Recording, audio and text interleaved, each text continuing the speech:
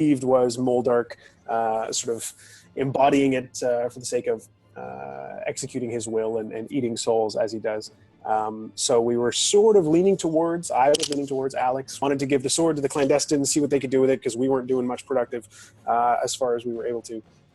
Tried to take the sword from Garen. It anthropomorphized, turned into a person, turned into a woman clad in black who had the same disposition of the sword itself. That is to say, wanted to get information or manipulate this woman without devour the souls of all of its friends. So we very carefully tried to get her think that we were her friends. So there was a lot of back and forth as far as that. Then I think we ultimately decided, because the sword sort of walked off, quite literally, having been anthropomorphized. So we went to this meeting with clandestine that ended up going south. So we'll let Cord describe what happened while we were debating whether or not to take this deal. We tried as best as we could to diplomatically take this deal with the clandestine, but they weren't given a whole lot. So things happened. Yeah, so Kunar, my better, he was with Algan. We waited on the hill, the bluff overlooking the camp, during sunrise, waiting for Garen to accept his fate and turn and forsake his gods. That did not happen. Neither did even a really probably diplomatic conversation did not go down either. It was Kane, Alex, Garen on one side, and Kunar and Algan on the other, trying to get them to give up towards or for Garen to forsake his gods and all that. And we also started to pulling in Kane as well. I think Kane went to he really got in his face, Kunar's face, and that's when Algan tried to reach towards him and try to actually remove your curse. I just want to throw out that you have airbrushed some details there. There's a bit of a gloss. Well, it's a shiny coat of paint. Not to Algan. Yeah, I love that. Like, Cord is so committed to the clandestine cause. He'll actually censor himself in real life, and he's just a one-man propaganda machine, really. No, I don't listen if Algan doesn't know. Like, you'd be like, "So, guys, what happened last session?" I don't know. Algan was off meditating. Yeah, exactly. So there was a couple of things were revealed last session from Kane's perspective. He inferred some knowledge onto Alex, mainly that Keir Bleak, one all-powerful baroness who we're going to visit. He confided in Alex and basically let him know that she's not only one of the most powerful baronesses in the land, she's also one of the most powerful vampire coven leaders in the land. And I may have screwed the party over, but I've left that to Alex. I've sort of told Alex that and not told anyone else that because I'm curious to see what he'll do with the information. But then we sort of I tried to barter with that information with the clandestine. We sort of offered them not only the name, the location of this vampire coven leader, this vampire lord. I also, like, with Kane's help, like, tore off one of my horns as pledge, because the clandestine's position was, great, you've given us all this useful information, but we're also going to take all of your powers on the spot because it's unacceptable, and we just get rid of magic. And we were wasn't Moldark is a bit of a problem, so we should probably, put our differences aside for now. You do what you want to do to try and stop Moldark. We will continue to use our powers to stop him as well. And he wasn't buying that, and we kind of lost patience. Yeah, well... wasn't it more that he demanded, basically, because Kane's protecting his, vampire brothers. He demanded, tell us who this person is so we can go in and kill him and all the friends. And Kane was like, fuck you. So it went down really quickly. First of all, as we say, Alex cut off his horn and added it, and pretty much Kane got up in this guy's face because he was like, yeah, thanks for the horn. You can now follow the horn and come over here because we own you now. And I was like, I will murder you if you lay a finger on him. And he got all up in my face and called me a dog several times. And I was like, okay. And then, of all things, Garen, the voice of reason, the half-orc lunatic, talked Kane down, and it was all looking like it might go okay. And then this guy was like, "Oh, by the way, Kane, we also want you to give up all your brothers from your original coven who you've been protecting, because we're going to kill them all." And about 30 seconds later, there were casualties. Yeah. Lots of casualties. Well, Yeah, the first so- casualty being Garen, who got Garen, who got blown off a cliff. Yep. Nuked himself. Yeah. Basically, Yeah. Garen cast a lightning bolt worth of 53 and then damage. Mace Windu blocked it with his no, thinking the right Hang thing. Unlimited power. Kunar just went nope, and Mirrored it back. mirrored it from back at you. You blasted yourself off the cliff into oblivion. Garen Stormforge is perhaps one of the ugliest orcs we've ever seen at this point, because he is scarred to all hell. This would be like the second or third horrific lightning scarring encounter Garen has had in life. He's progressively getting crustier as he gets more and more burnt. Yep. Let's have triggers here. So, I guess that is where we are. As of this session, you guys killed Kunar. Yeah. A high-ranking Algan turned on Kunar mid-battle Yeah. and jabbed his spear into his neck. Made the Yeah. right choice. Yeah. Yeah. But yeah, He's so then we species. killed And he committed Sudoku. Yeah. honorable. Honorable. Honorably Took him a submission. couple tries, but he finally got it. Yeah, As we most killed. Sudoku is. We killed Kunar, sort of finally had our party back together. All of our dirty laundry had been aired out. There were now no secrets held between multiple of us. Hopefully we were in a position where there's not going to be any more of these like secretive late night walks off from the campfire and then coming back with more secrets. Relatively everything was at the table. And then Herbert came back with the bad news that not only was the army fast approaching, but there was like a 10 million gold bounty on our heads in the Eastern Satrap, and the majority of his men were like genuinely weighing the options of just handing us over. So we ordered him. I think we gave all of the power from Baron Oxenhold's writ on Garen. We transferred all of that to Herbert. He is now sort of acting Baron in the absence of Oxenhold, and we sort of told him to just take the refugees and the soldiers to the nearest city, and we were going to part ways from there. And I think the plan was for us to head to where heaven fell into the earth in the first session, Asgard. with the hope that there'd be some kind of support that we could rally there, because presumably those in heaven, like as a rule, are not fans of Moldark, the sort of Lord of Death, but even more so because he threw their home into a planet. And we have evidence to believe that there's something still there, because every time I blow my horn, giant ass angels turn up to help me. So This is true. Yep. I didn't know you could bend that way. there's got to be something.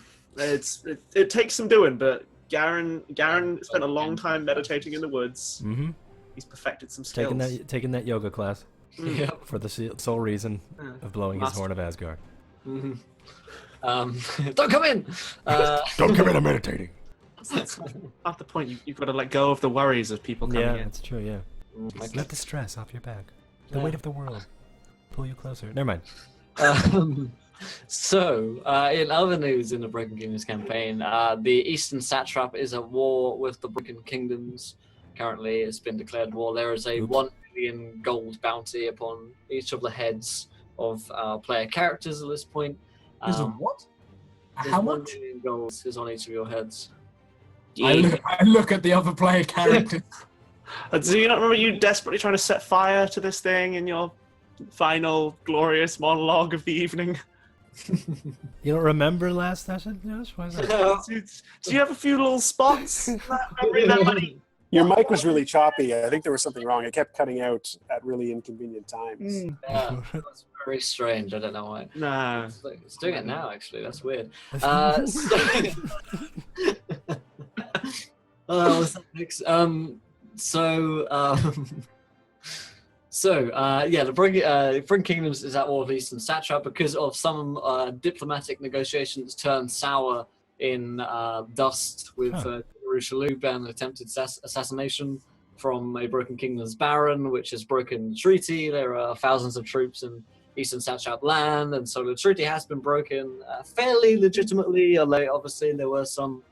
It was tough times, you had refugees to do and everything like that. But whatever, he did end up murdering or attempting to murder several guards. There was an army on the move after you guys, and so that's happening. There's the bounty on your head. The army has left you. Baron Uber, as he is now acting as, is in charge of Oxenhold, which is of course a dead city at this point, because it's been taken by Moldar. Fucking spoilers! Whoa, we didn't know that shit. We haven't been back. Well, that's certainly what you guys are hearing on the road as you're traveling, at least. And after seeing Shulk's dead, no surprise, I'm sure. Yeah. That wasn't a huge. The warning doves call, my friends, and tells me that Oxenhold has been taken. What's your elf I see? Darkness. Darkness on the horizon. Well, their armor is weak where it is. Yes. It isn't really, really strong. The armor is weak while they're not wearing armor. So yeah. Essentially the instruction he gave. Yeah. Yeah. That's GG, son.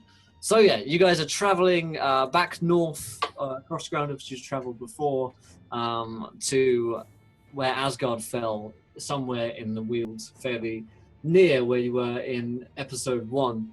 Slightly less encumbered without the thousands of refugees. And we've sort of sent, I don't know, trying to take a positive from the last 4 sessions that seem to have been a cumulative shit show. There's been like a gathering of military force and on our part. We've sort of orchestrated a gathering of military force at Kierbleek's fortress. Bleak Redoubt. And we may have saved a few thousand refugees in the process. So there's like sort of a defensive that's mounting as like the main thing. That's kind of what we've accomplished before we decided, okay, now is like the party, we have this like particular objective to try this kind of Hail Mary. Yeah. I have to say, I just love how casually Mitch makes something sound like, I guess because we're no longer being over encumbered by all these refugees, as if like he plays Skyrim a lot and he's just like always picking up like goblets and stuff. What are all these refugees doing here that I'm supposed to... Lydia, carry some of my refugees. Sword to bury your burden. Don't say it. Catch him up. I will kill you and leave you here naked. If only I could. She's invincible.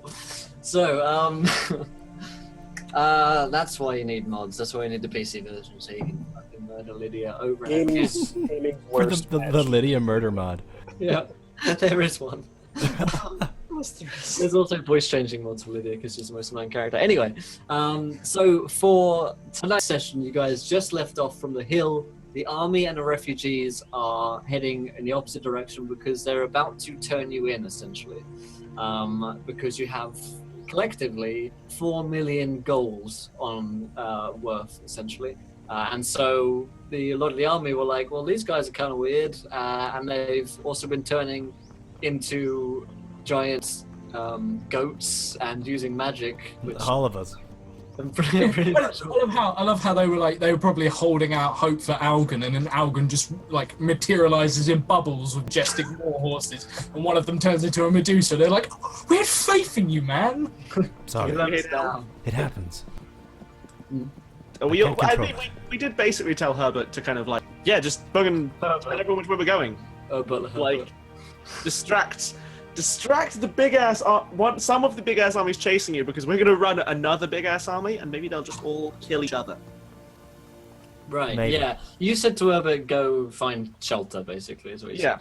Go to the nearest Tell city. everyone we're going and fucking run. Hoping for the old switcheroo is the plan. The old one too. So, you guys are traveling northwards. Or I guess we could just start the scene as you're on the hill, because you might need to do a little bit of chatting before you head off, if there's any particular plans that you need to make. So as we see you guys, the kind of camera pans down onto the hill where you guys are standing, we'll say like in your stirrups with horses, ready to... At the end of last session, Kane got on my back because he was the only one who's ridden me yet. So that's I think... Indeed. That was how it ended. Haven't we all had a turn on Alex at this point, I'm pretty sure? Now we have. Yeah. Well, no, but like, last episode, Yeah. I was the one who finished. Everyone in chat's had to go around on Alex. All right. A Lamau. So imagine we're already moving because... Never again. Yeah, I think we all had our exclusives. I think we Alex is not one. Sorry. Sorry. Right, yeah. So imagine we're moving. Will, could you do us a favor and mark roughly the location of this big glowing orb of death on the map, please? I shall. See if my map is set. No, cams aren't. That's awful. Mm. Oh, Mitchimus. But yeah, because the basic choice is we go. Did you bing it? Bing it. Did you bing it I'm on the gonna map? draw. Don't worry. Do we go desert side of the mountains or Broken Kingdom side of the mountains? It's roughly the choice here. Or through the mountains / over the mountains. Around there on the map. Yeah. Okay. Oh, okay. Right. That's specific. Cool. Probably bigger. But yeah, so that is, yeah. So, do we think are we gonna try and pull off the kind of like, let's lead the God King's armies straight at the orcs and hope for the best? Or are we gonna, because our theory is that the Moldark armies are moving south from Oxenhold, right? Mm-hmm. So, I don't know whether, which army do we want to run nearer? I don't know. I think. Sorry, go ahead, Josh. I personally am going to favour mountain terrain because mountain terrain is like my thing, and woodland terrain. So I could potentially lead us pretty damn fast through the mountain pass. And the way Kane will pitch this to you guys is essentially, and he deliberately doesn't make eye contact with Alex at this point because this is awkward. You're also on his back. Yeah, I know. It would be awkward. He'd be running sideways. And it could cause. Like, keep your eyes on the road, man. Let's say Kier Bleak commands one of the best armies in all of the lands, and she does this from her fortress in the mountains. It is a narrow pass, and any army that marches upon her is immediately overwhelmed by the terrain. She can kill them off with hit-and-run tactics. We do not have an army. They do. Both of them. The orcs and, well, those from the eastern satrap. If we cut down the spine of the mountain range, with my expertise, we could make it maybe not fast as we could out in land, but we stand a better chance. And with fewer of us, we won't be hampered by the terrain like they will. Hell, we might even be able to bring them crashing against each other. Yeah, Always fancied the view from up there. Alex will just say that if our plan really is such a Hail Mary, then a straight shot seems to be the best course, focusing on getting us there to see if there's anything to be had where the sky fell, as opposed to attempting a maybe in coordinating these armies to collide with one another. Let's just get ourselves safe as fast as we can. Yes, but it gives us more cover. Otherwise, we are running straight through eastern satrap territory, and we will be hunted down and killed and then Kane pauses, and with venom, it says, hunted like the dogs we are, supposedly. And I might not be tracking this map properly. I think just going through the mountains is fine. I just don't want to worry about trying to lead the armies. No. The armies, let the armies do their thing, and let's just keep ourselves. Yeah. I'm just not worst comes to worst, we could fucking do that. Yeah. But Garen will chip in and say, well, through the Broken Kingdoms is a no-go for me.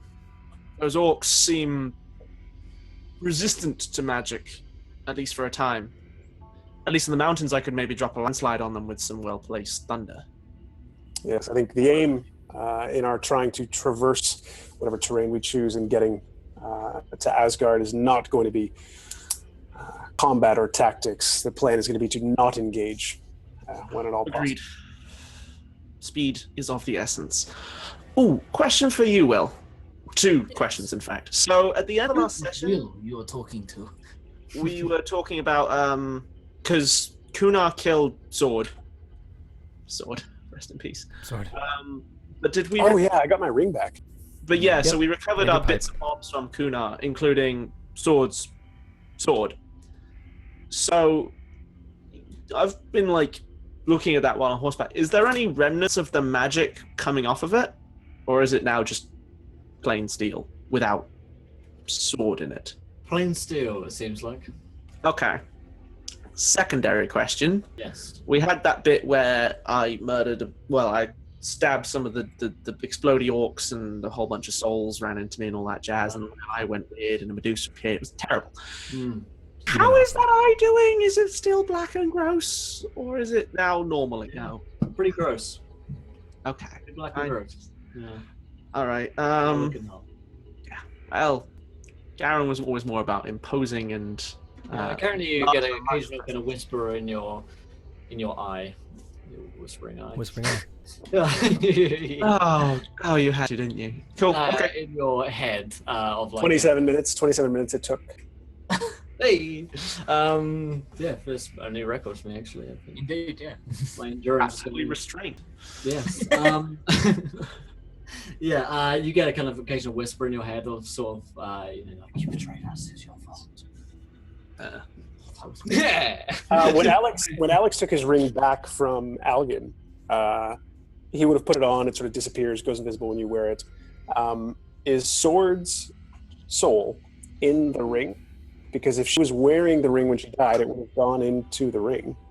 Mm-hmm. Yeah, it is. But it is in there. Okay. So yeah, Alex will put it on and sort of prod for any kind of discussion. He can commune telepathically with whatever soul is in the ring. You actually overhear them arguing about who was sitting there first between the orc and the sword. Well, I think the orc's soul would get spat out because I think you can only take one. But yeah, so you kind of hear like, ow, what's that? You're the woman, then. I am. Well, I suppose you were before being encased again. Tell me more.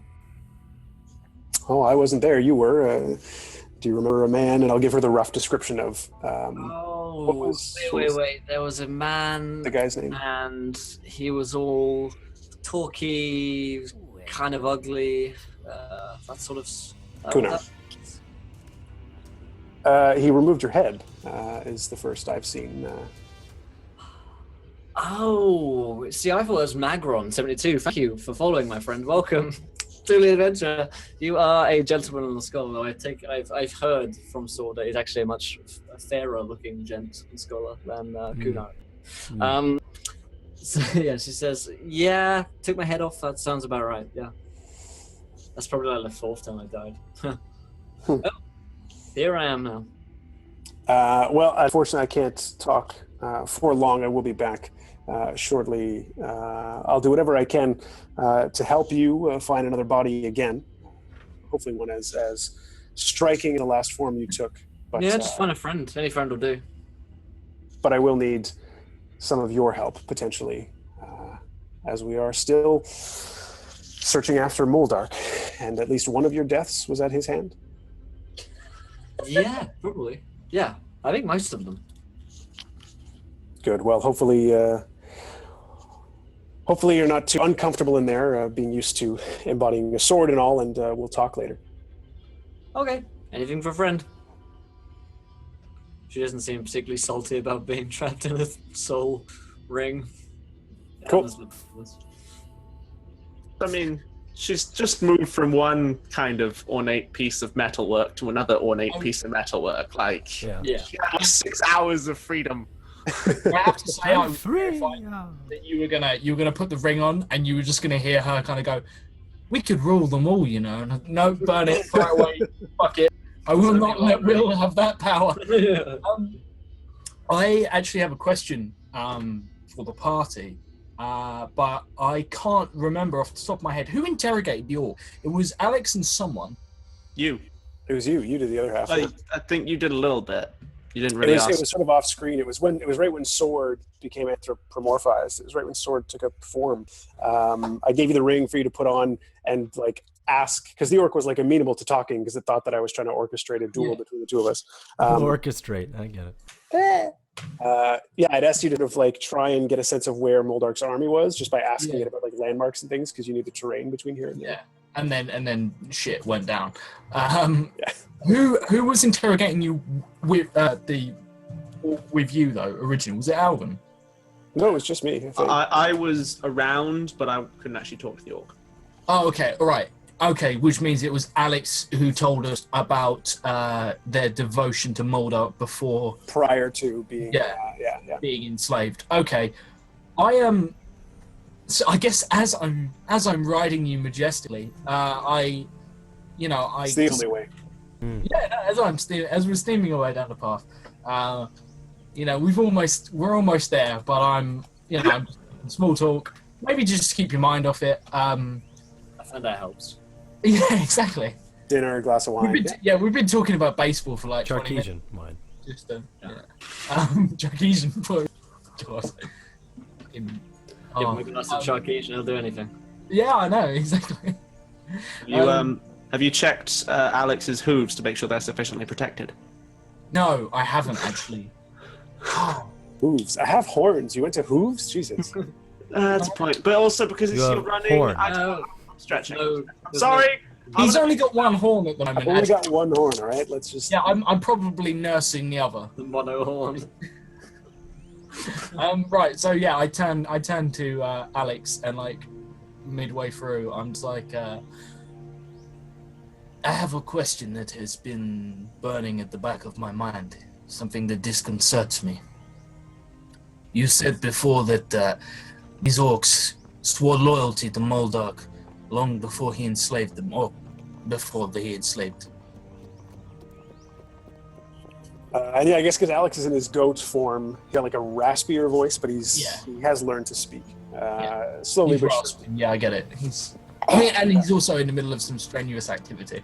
yeah, hopping from stone to stone, majestic.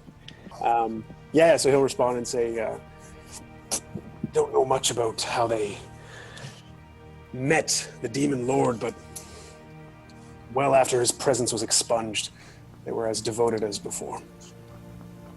I feel like you need to be more out of breath, mate. Just yeah, that's it. Yes. Kane has stamina. We get it. Yeah, no, exactly. Like I say, then it makes me wonder if maybe there were others he didn't get to. It is troubling that none of them have said mention of the king. I am just going to quickly have to plead with the GM. What was the name of the king of the orcs who just sort of like we were sent up to essentially investigate him originally? Is someone in charge of it? It's should be in the handout. Crund. No, Oh yeah, sorry, I forget. Crund. No, Krug. Krug. Crund is Crund's the grandma. Yeah, Krug.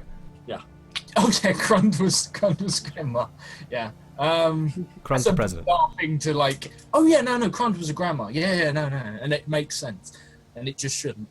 So I say, maybe there are those still loyal to Crund in the north, out in the Weald, and maybe he would even be a potential ally. We'll see when we get there, but again, pitching orcs against orcs and demon lords, we're going to need a larger stick than simply men of flesh, creatures from this plane. My bid's on Asgard. I thought you were perfectly satisfied with the stick we already had. I can't do this. Yeah, Alex's bid is for Asgard. We may have allies that we could potentially seek out that's useful for sure as like a side thing if the opportunity arises, but priority should be... Oh yeah, no. It was literally like something extra cleaner. It was more of amusing, like, what, like, so you know when you've sort of like in a situation for a while and you're like, why has no one asked these questions? And I'm suddenly like, Yeah. like, wasn't there a king or something? Didn't we see some kind of big orc leader Yeah, we did, just but before the star fell? I don't know whether that was Crund, but yeah, Garen will echo kind of Krug. sentiment. Krug, whatever. Sorry. Garen will echo Alex's sentiment of kind of like, yeah, mortal armies. We've got as big a one as we're ever going to get, and as much of a tactical advantage as we can muster. We need something else. A bigger stick. Begin to speak my language, Alex. Yeah.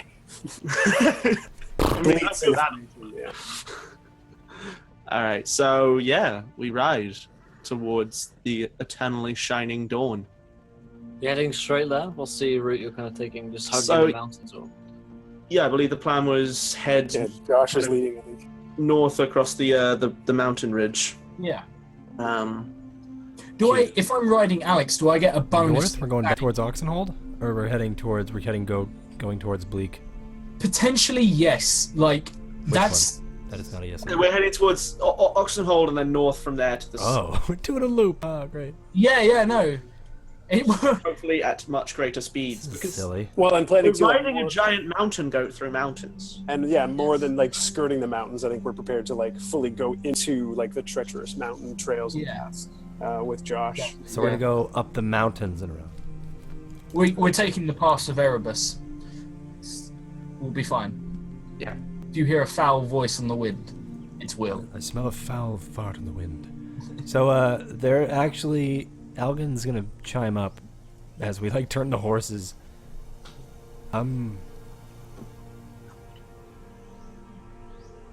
The birds call. There is danger north.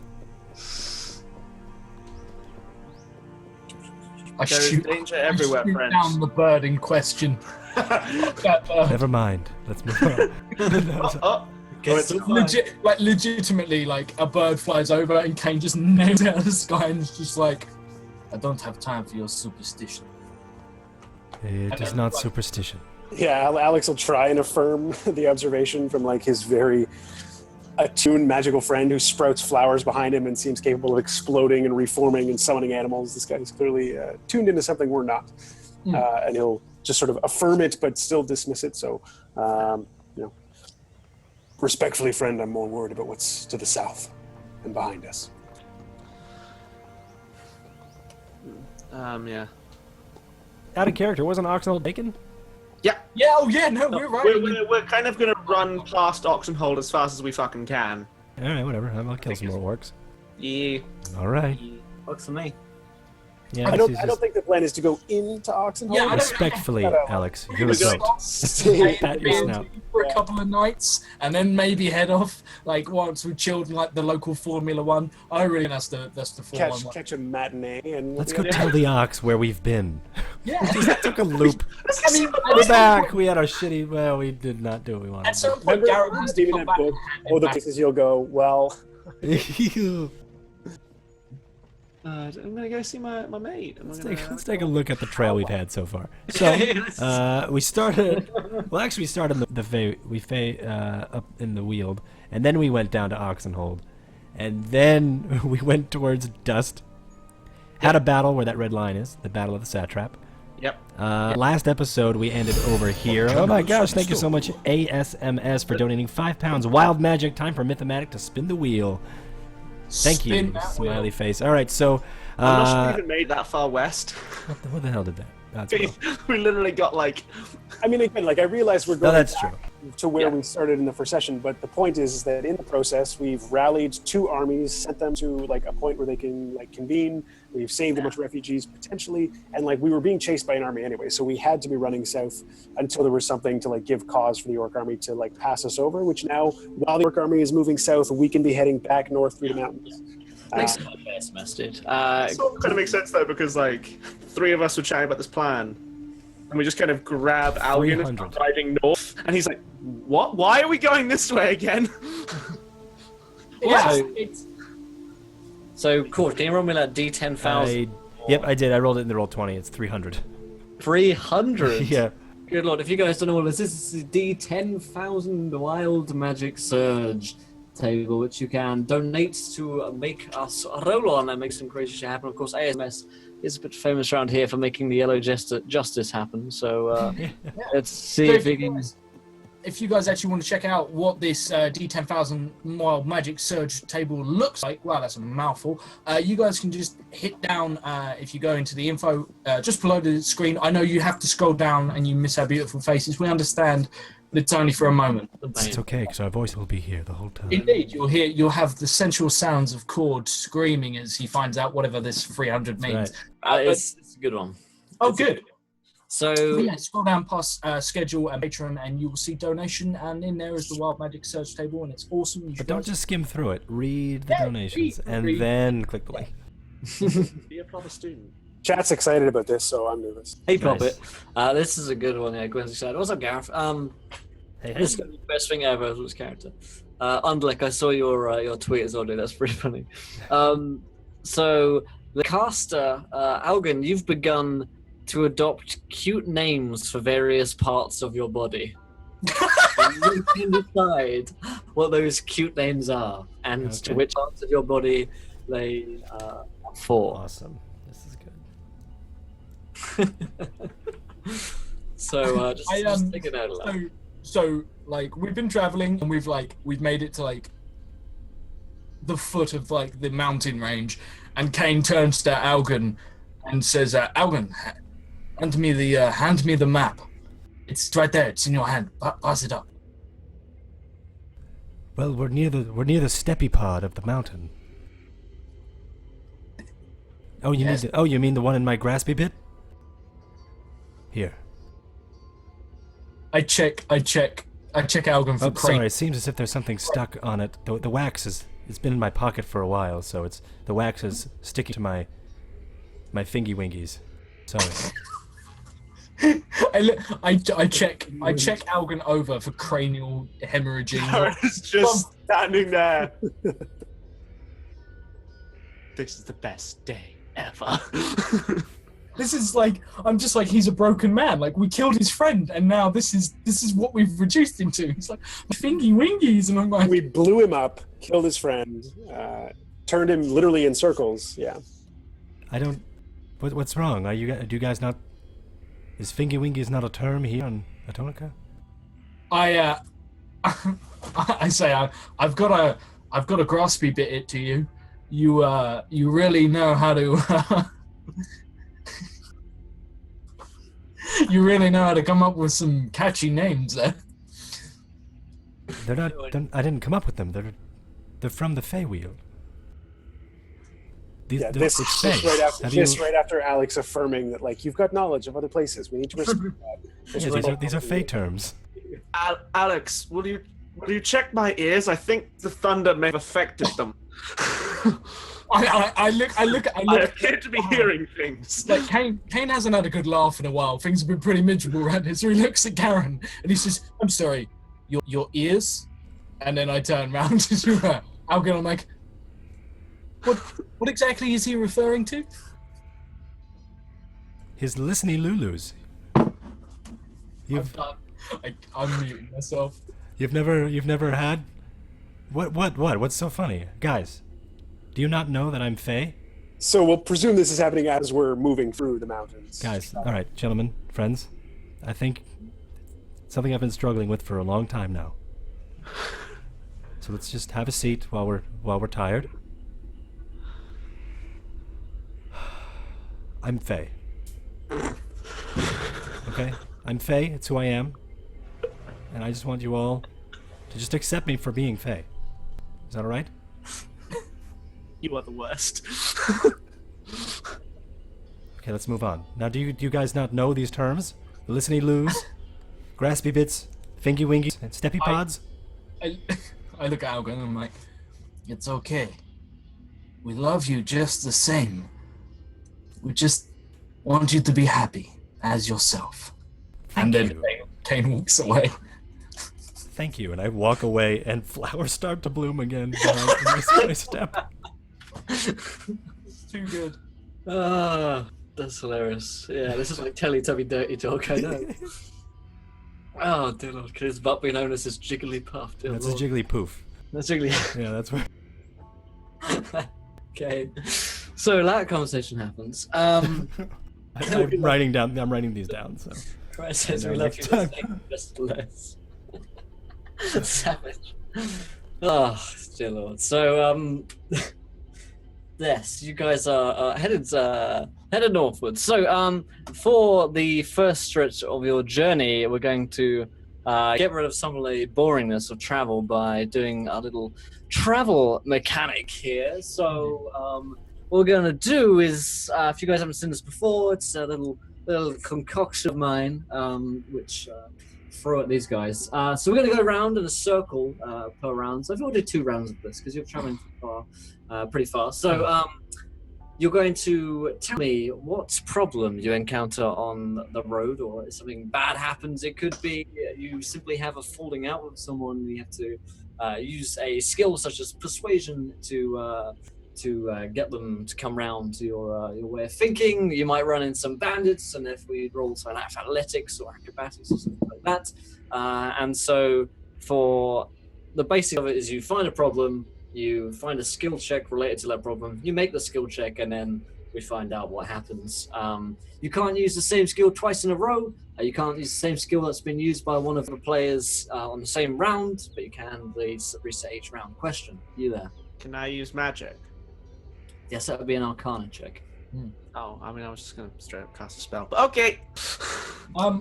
Real quick, just so we clarify, I presume this is going to take part along the first stretch, and then you'll let us know when we hit anything like Oxenhold, because otherwise I'll be like, cool, so we encounter a little bit of trouble as we exit safely by Shulkstead from the north side of the mountains. As we arrive calmly, safely, all in one piece, having discussed and overcome our traumas at Asgard.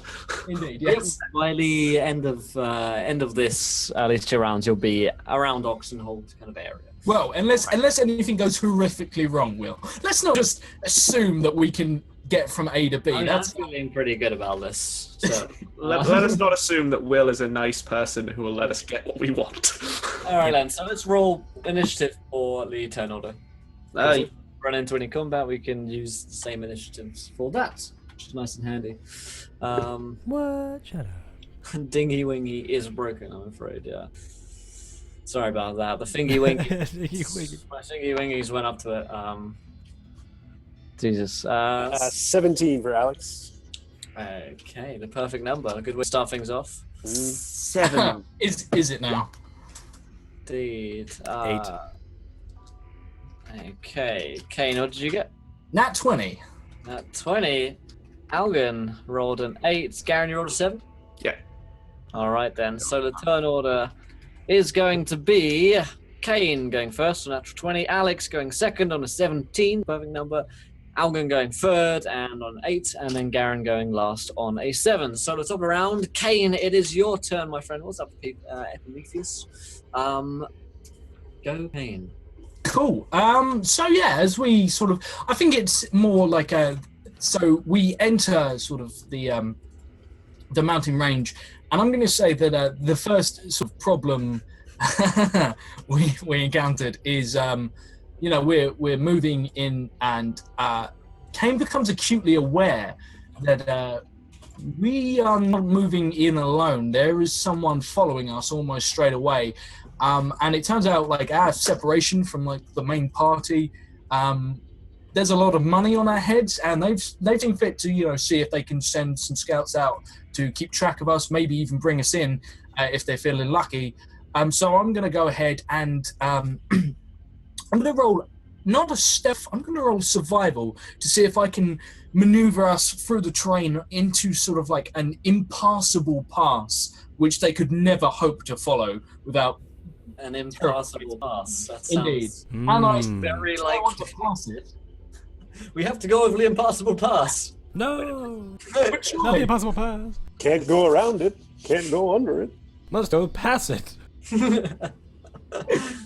It's a pass for me. A strong pass. All right, then. So, what are you gonna roll? So this is going to be a survival to see if I can sort of safely navigate the group through. I'm going to be using a ton of buffs that I get from being a ranger and being in mountain terrain. This is why I was like, hey, maybe we should go through the mountains, maybe?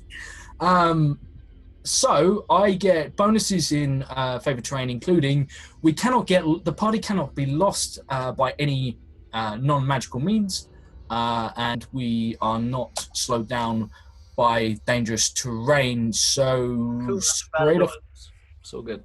Yeah, indeed. Straight off the back, I will take a 19. 19 is a success. Cool. So, you start leading these guys into the impassable pass, which you guys yourselves can, in fact, pass, despite its name. Shut up. I know, he's that good. Oh my god, this game's amazing. Yeah, I know. You can go to places you never thought you'd go. But just not my impassable pass. That already is impossible. So you are going through We'll this find a way. pass. That's my favorite terrain.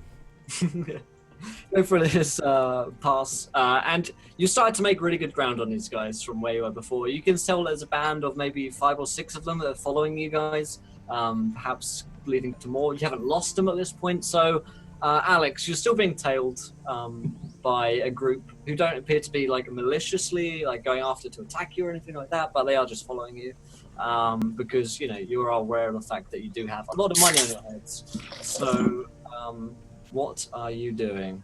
Yeah, well, this lines up nicely if we're heading through impassable passes, passing through them, actually, to be more specific, and we're still being tailed, then this will line up nice because Alex wants the party to come up to a chasm. So, of course, he's staying in his goat form for as much as he can during this travel, given that it gives him much more of an advantage moving through the terrain than with his sort of still quite injured leg when he's in human form, so he's still hopping around in his goat form, extra large.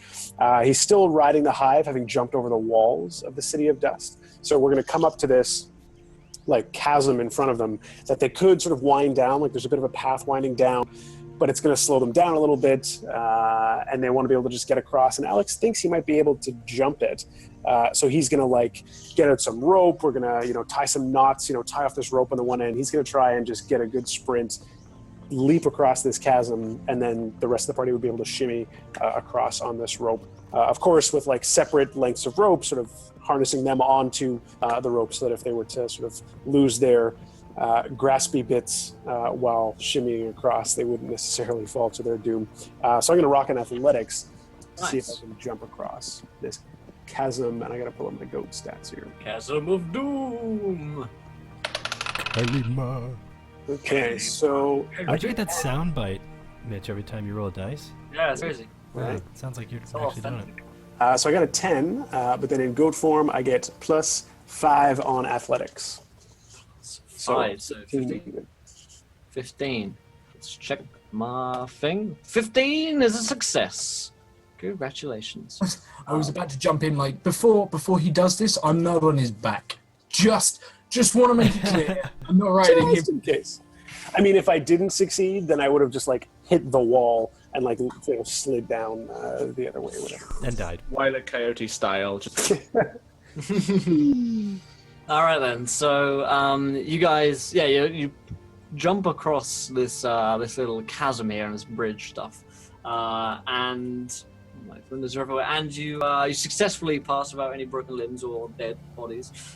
You notice when you kind of look back, a couple of hours later, that they have a few less in their group. They're down to like 3 of them. So it looks like either the other group went back or they fell to their doom some hours later when crossing the bridge after you, crossing the chasm there. So not looking so hot for those guys. Algan, it is your turn. You've got a couple of people following you, but feel free to jump away from that particular thing if you want to and you want to create something else. Okay, so no one used persuasion yet, right? No. Say that one. You know what? I'm not going to. I don't have very good persuasion. All right, so we are heading probably into some deep woods, right? Towards maybe the foot of this mountain. There are these steppy paths of this mountain. Depending if you're staying in the mountains or not, I guess. Yeah. Would it be? Or you can the kind of Druids woods speak Sylvan, right? Hey? Druids speak Sylvan? Yeah, I believe so. Okay. All right, so yeah, we let's say that we probably stumble upon a. It's like we're still traveling, of course, but at night it's pitch black. We see like torches flickering up ahead over the next like rocky cliff, and then we notice that it's some sort of like druidic ritual is happening of some sort, and we notice that one of them actually they're trying to actually heal an infection of one of their men. They're praying to their god and hoping, they're rubbing mud on it, and like there's a mixture of some sort of like herbs and mud to try to heal. And for a while we've been watching as a group, but Algan just walked out of the bushes and goes over there and starts speaking a language you don't hear or you haven't heard before. unless you speak Sylvan. But he starts speaking in Sylvan. Is there like a phonetic similarity between Sylvan and words like fingy wingies and graspy? Yes. Yeah. There's a lot of there's a lot of ingies and ing y's. A lot of those. A lot of yas as well. But yeah. So if I speak toddler, do I get a bonus in deciphering? What yeah. If you have toddler, yeah, you would have it. You have advantage. So yeah. He approaches and then he actually. Is going to he adds a couple more berries to the stew that they're like paste that they're using, and I'm gonna do a medicine check and try to help this poor druid. Nice. Apparently there were 17 retweets on the Twitter. Yeah, guys. yeah. If I'm you haven't gonna retweeted, fix that in go a check second that here. out. That is the perfect number. What's up, Sev? Good to see you, my friend. The 16. All right then. 16 is a success. So go ahead. What happens with these? Sweet. So probably the sun is rising. We've probably been hiding for about 6 hours, waiting. You guys are probably watching, seeing. It's probably boring for you guys in the trees watching, but you see Algan finally. He sits with them speaking, and then the guy, the druid, finally steps up and steps off of the slab. They put out the torches, and he seems to stand up without much pain. And then Algan walks back and goes, "We can't head north. We have to go west. There is an impassable pass that way. I don't think we'll get through that this time. We move west, and we'll meet up with the trail there. And we'll meet Hillendeer." I know Thank you so someone, much, yeah, Hillendeer. is definitely a big fan of that plan because he just followed because of it. Welcome, my friend, to the adventure. You're a gentleman and scholar. Plan so good, Hillendeer decided to follow. There it is. The druid name, actually. Hillendeer. Yeah, Yep, I saved Hillendeer, actually. Druid. that could be him. It could be Miss Stan, who also followed. Welcome to could the be. adventure, my friend. I could also see that, actually. A gentleman and a scholar. You're coming around to us. I like this. We're turning Finbar. So Exclusive Finbar as a convert. do you guys have a conversation about this? About the fact that you're moving west, or is it just done? Alex is like pretty much in a mode of doing what he's told as far as direction because Kane's been leading. So I guess it's more between Kane and. Yeah. How far west are we talking? Not far, just around. I mean, there's a cliff edge. We've been going up over here. There's also a tombstone mercenary that we need to look out for. The tombstone Yeah. merc. Careful, because he just followed. Thank you so much, you gentlemen and scholar. Thanks so much for the follow, my friend. Wait, I didn't have my eye on screen for a sec, so I was looking at maps. So I was like, Tombstone. There was a Tombstone. What the fuck? Chased This chased guy, by he the sounds tombstone. badass. Why is he hunting? Wanna buy a train tombstone? So yeah, we Tombstones. yeah. Wanna buy a sundial? So we head west. The up over that ridge is just a cliff. Yeah, Okay. Alex is down it. Yeah, yeah. Are we essentially heading into the woods? No, we'd be heading up into the. Oh no, it's just we're still on the mountains. That was my distinction now. I thought you were taking it like a big way up the mountains. No, just around the That cliff. makes sense. Oh, cool. In which case, yeah, that's fine. That's fine. Yeah. Sorry, Yeah. I wouldn't have bothered to have That's the right. conversation if that was Yeah. no worries. Doesn't matter.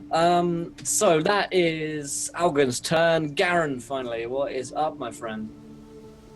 Sorry, just bringing to myself. Okay, so Garen is going to solve, as is Garen's way, he tackles practical problems, like the fact that we ran out of supplies in our last little thing. And while I'm sure that our vampire friend can hunt us some, like, assorted deer and whatever we need to eat, we have no water. So Garen is going to spend some of his magical energy, because he does actually have the capacity to create food and water. Not enough to feed a refugee column, but enough to look after his friends and some horses and random druids we meet along the way. You can eat these flowers if you like. I would rather not. They grow from my steppy pods. And anything that's been My near steppy pod prints. those doesn't sound very appetizing, friend. So yes, he's going to I beg use to differ. magic, the create food and water spell, to create food and water for lunch and dinner and second breakfast and 11sies and 11sies, trail yeah. mix. Can't forget A 11sies. lot of trail mix. Yeah. It's all probably vegetarian fare, so I only eat it'll be the vegan. most. You would. Yep. Of course you are. because I think he learnt it from a druid, like learned the actual like sigils to cast this from a druid. So he was like, these even though berries he's not a veggie, this is. But yeah, so that's going to be Garen's contribution. Do I need to roll a skill for that, or can I just? Yeah, you do. You're going to throw me an Arcana check. Can I? I guess I should have any do it. better religion than Arcana. You can roll me a religion if you're praying to it. Yeah, I mean, I thought where all my magic. Pray to those berries. You want to pray to your fucking berries if you want to. I mean, that is where all the berries come from, is prayer. So I need 23. There's a 6. The berries of prayer. Failure then on a 6. Your prayer berries. So I haven't noted this to you guys before, but on these skill challenges, it's not just an outright kind of, oh, we got a few successes, but we've got a few failures, but we got there in the end sort of thing. If you do hit a certain amount of failures, then you can fail the skill challenge, and some bad things will end up happening to you. But if you succeed, then you'll get there fine. But bad things can indeed happen. The more failures that you accrue, and if you get, it's a thing I forgot to say actually at the beginning, but if you get 2 failures, then you're going to fail this one. But when we hit 6 successes, then you have succeeded the skill challenge. You're allowed 1 reroll between the group of you for all of the skill challenge. So if you want to reroll that one now, Finbar, then you may. But that would be the reroll for the group used. Okay. Yeah. I have a +3, gentlemen. I would say maybe don't waste the reroll. Yeah. You don't I think would it's a agree. good We've got our banked fail, so might as well. I'd say, I yeah. hope we fail. I want to fight something. Well, I'm sure we'll get that opportunity. Don't worry. I must fight. I think like we should My just broom sings to me. that one. Haven't murdered enough old men yet. That was awesome. We must kill more. Okay. So that was Garen's turn. It's top of round 2. So skills previously used are reset, but you can't use the same one that you used last round. So Kane, your turn, my friend. Indeed. So Kane is going to notice that. Oh shit! No, he's not. That would be survival. Cool. In which case, Kane is going to try and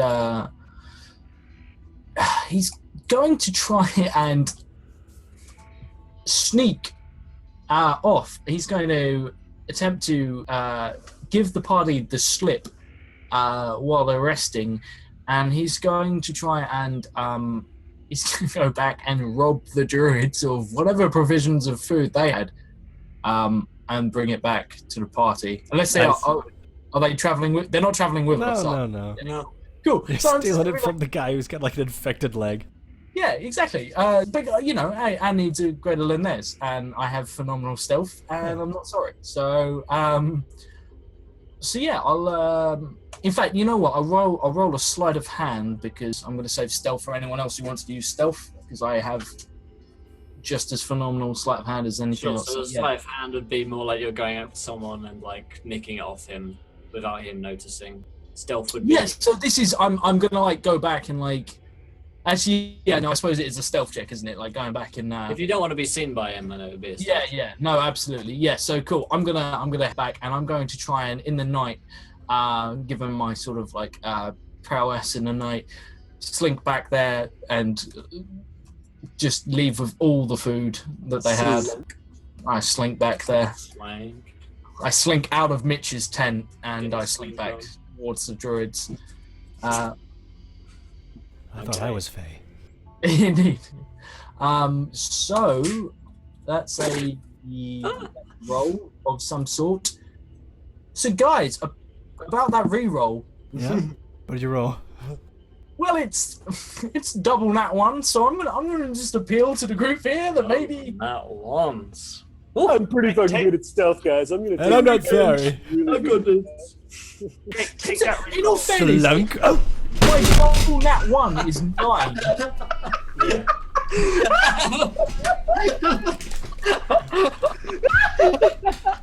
I fell. Yeah, it was on purpose though. Committed. That was legit on purpose, but I did make a mess. Commitment to the bit. Slunk.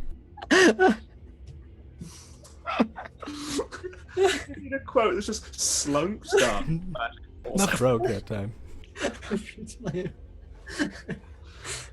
Oh god, right. So that was me. That was me LARPing. So that's how it went, Josh. So guys, maybe a re-roll. Yeah, take that on shit. YouTube soon.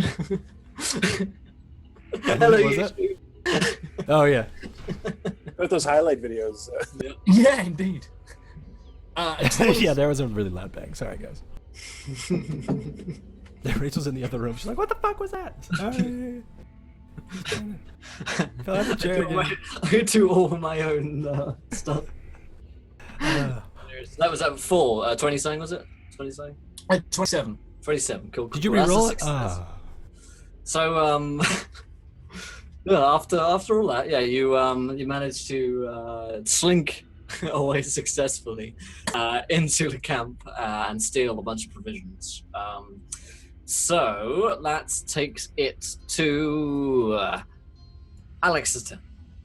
Cool. So I got a bit of a weird one for you here, Will. So you're gonna have to make some shit up. We're gonna come across as a group. We're gonna be taking the path that I guess we followed for maybe like a day or so at this point. We're probably every once in a while, Kane will like find a footpath, and we'll follow it as long as we can because it's all charted out.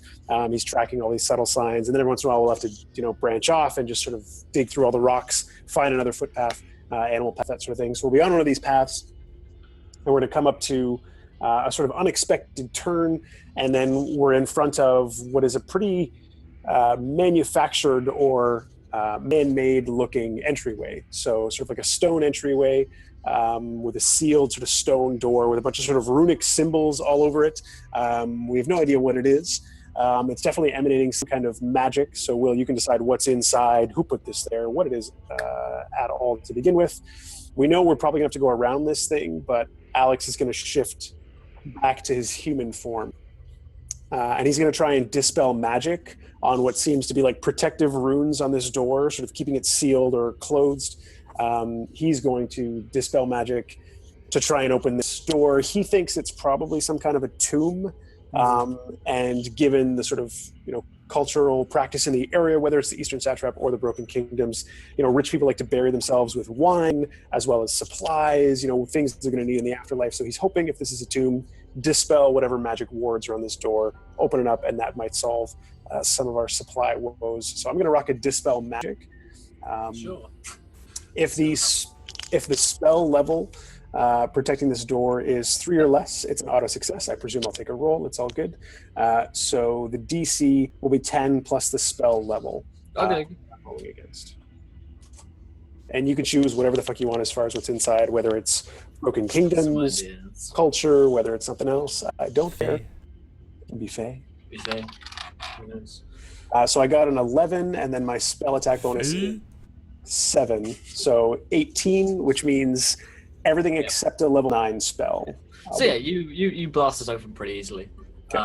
This door opens down into a long corridor, which is pretty dark, other than there are some torches at the end illuminating, and it seems to lead off into some other... Lit torches. Lit torches. Lit. Indeed. Yeah, that's what you see for you.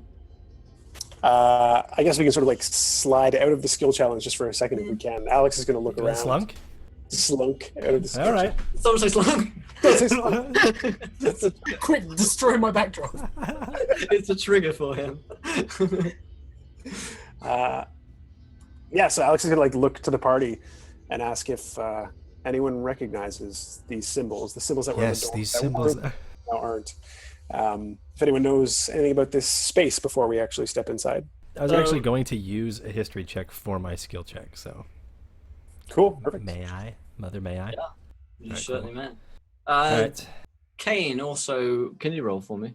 I was going to. I was Would up to would fucking he losing. be religious in nature, William? 18. You could try rocking a religion check. I'll give it a roll. Give it a little rollerino. That's a 22. Damn. 22. That's 18. a 23. I thought that was a nat 20, but no, it's not. So Algan, you can tell that these are some kind of occult symbol. You're not sure exactly what cult. You haven't seen it before. You, Garen, can tell that these are in fact very anti-religion. Good. Sort of religions that you would be familiar with. They seem to be kind of against the normal trend of religions. Oh, Kane, so I'll get on with them like a house on fire. yeah, exactly. Kane, you've probably stumbled across a coven here. Oh fuck! This is a vampire coven here. Mm-hmm. High up in the mountains where no one goes looking. I am going to bring everyone to a halt. Do I know on a 23? Do I recognise this coven? I will openly admit that. Bleak Falls Burrow, isn't it? Yeah, which is that? Like, yeah, we're in the wrong place. No, but look out. Yeah, no, I'm going to say that Kane hasn't had a massive amount of dealings. People. He was from sort of like closer to like Western Marshes. That was sort of where he grew up. So yeah. Probably are unfamiliar with this one. They seem to be pretty kind of isolated, yeah. Okay, cool. In which case, Kane brings them to a halt and says, "You have just disturbed a resting place of my people." Elves or the blood-sucking kind? I look at Garen like he's a complete douchebag. I mean, he is.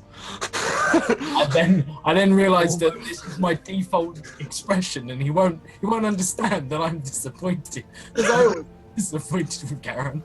It's like he probably doesn't even realise it's like it's like, well, you have two kinds of people. This is a necessary qualifying statement. No. I'm a half elf anyway. This is fine then. In which case, You're half as cool. Elves or vampires? I'm a half vampire, actually. I'm a... So Alex, not knowing anything about the politics of covens, he'll ask Kane, would they commune with us, or is it best if we move on quickly? Is there anything that specifically tells me about like the way this tomb is, that they are isolated? I mean, my coven was pretty isolated. Magic. Probably it was sealed off with magic, was probably the biggest kind of. Oh, cool. Yeah, cool. But then vampires don't generally want to be disturbed from people presumably less far out because they don't want to be interacting with normal civilization or they've been hunted before. Not to say that another vampire wouldn't be welcome. But it's the sort of thing where you've got different cults and stuff. I could like make a massive faux pas and like exactly. I said these people are not of my kin. They're not of my blood, and they may not follow the same principles and have the same impeccable morals that I display. So I wouldn't go asking for a handout And then he goes to make a joke about Algan, and he's like, "Now is not the time." Alex will respond, asking, "And how deeply do your kind sleep in places like this? Is there any way we could procure such a handout without actually needing to ask?" I look at this door you've just opened. This is a pretty impressive door, I would imagine. Impressive. Yeah, I say, if I am placing a door like this, I am not placing it because I am far, far away and have many other doors between me and myself. I place this door near the surface because I am close to the surface. But then again, this is the middle of nowhere. Maybe they simply buried themselves long ago and don't venture out anymore. We could be safe, but it is not a risk I would want any of you to undertake lightly. I still need the supplies, don't we, Alex? I look awkwardly at you. I'm like, yeah, because you haven't presented us with the supplies you stole yet, so that's the logic in Alex's mind right now. Yeah, I say, Kane's I'm gonna roll a deception just to see how well I'm going to phrase this lie, just because I find that interesting. I'm gonna insight I don't trust any of you buggers since you all lied to me. I'm gonna insight the crap out of you. Yeah, that's cool. I rolled a 21 on All this. you liars. I rolled an 18. I can't break your poker face. I'm gonna say like Kane is.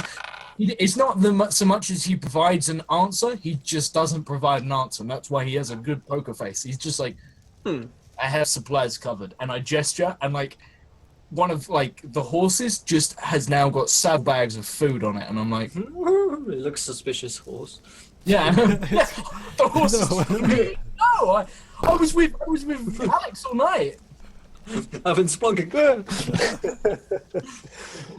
Yeah, Alex will look and see Why the long face, horse? all the food and supplies on the horse, and then he'll look back to the door that he doesn't know how to reseal with magic. He's just opened it, and then he'll. You look back and there's a figure standing at the end of the corridor. Oh fuck me! What time is it? Very important. Is that what you call out to this mysterious figure? Excuse me, sir, what time is it? Buddy, my sundial's broken. It's feeding. Time. It's feeding time. Yeah, it's yeah. It's funny you said that. You want to buy a sundial? Oh god. Blah. Fairly important question when dealing with vamps. It's getting late. The sun is setting.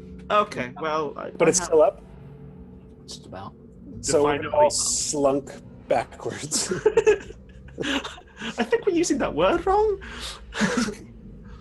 All right. Yeah, Alex will look to Kane like a monster, haven't I? Alex will just look to Kane as if like you're up. As we Yeah. Oh, Kane knows. Kane's like, Everybody thanks. backs up. pushes Kane forwards. tries to like hide his horn, just like stretching or scratching the whole time. I deliberately look at Alex and I'm just like, you're not the strangest thing on this mountain face. This is probably the only place you're going to win a beauty contest at the moment.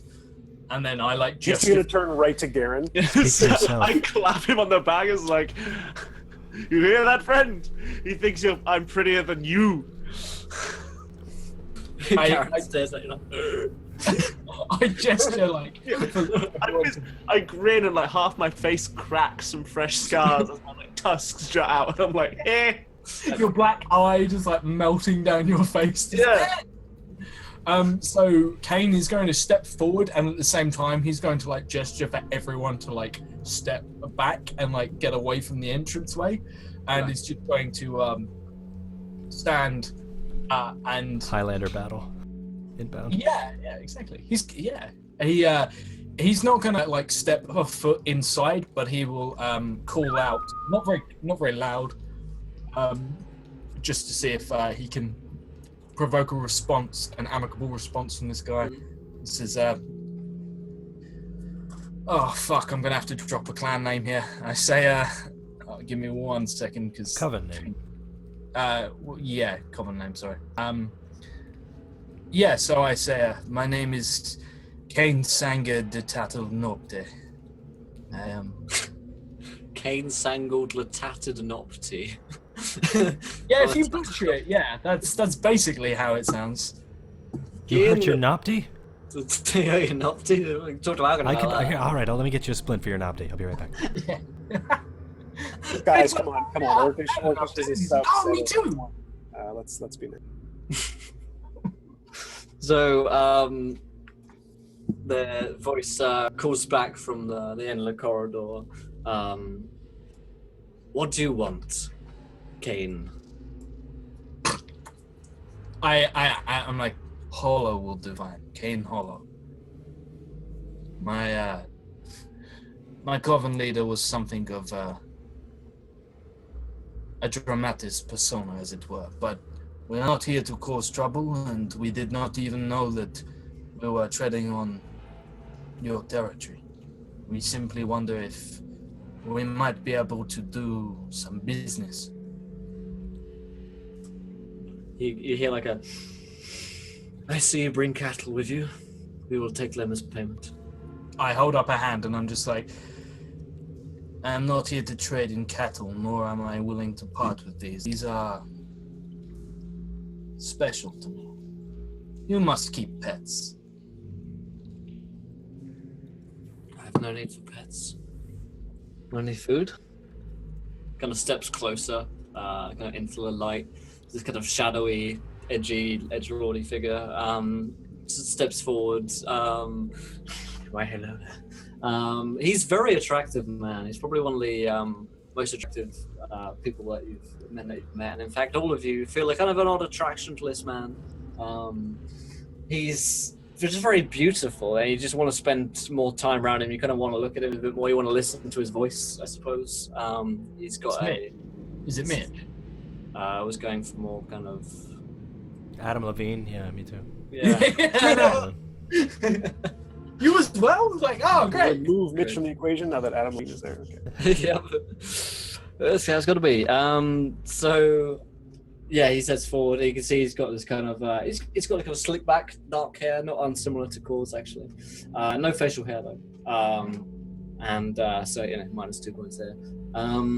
Not fairly as attractive. I get it now. Yeah, not quite. And he's just wearing kind of pretty simple robes. He says, "My name is Artemis." Would I have, just a long shot, would I have heard of Artemis? History check. Because this is one of the odd things about being like someone like I am. Like, everyone's like, oh yeah, no, they probably died years ago, and I'm like, actually, most of my friends, if they hadn't been brutally murdered, would probably still be rocking around. So yeah. While he's consulting his history, Garen just kind of blurts, "I also worship strange gods." Damn, he's pretty.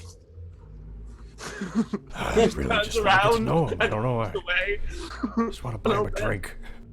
Just so this, like behind a tree. We could be friends. Let's hang out sometime. I want to party with you. Sorry, I'm Faye. Faye Impulse. A 19. A 19. Sure, you'd handle this fellow. He is not part of Baroness Kier Bleak's kind of arching kind of coven. Though certainly they know each other because he's thousands of years old. He's a very old man. He's way older than you.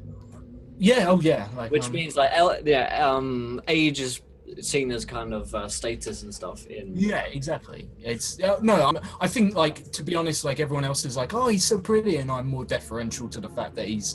God, he's hot.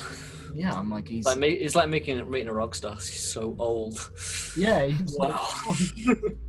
How is he not dead yet? I don't know. He must be amazing. Oh.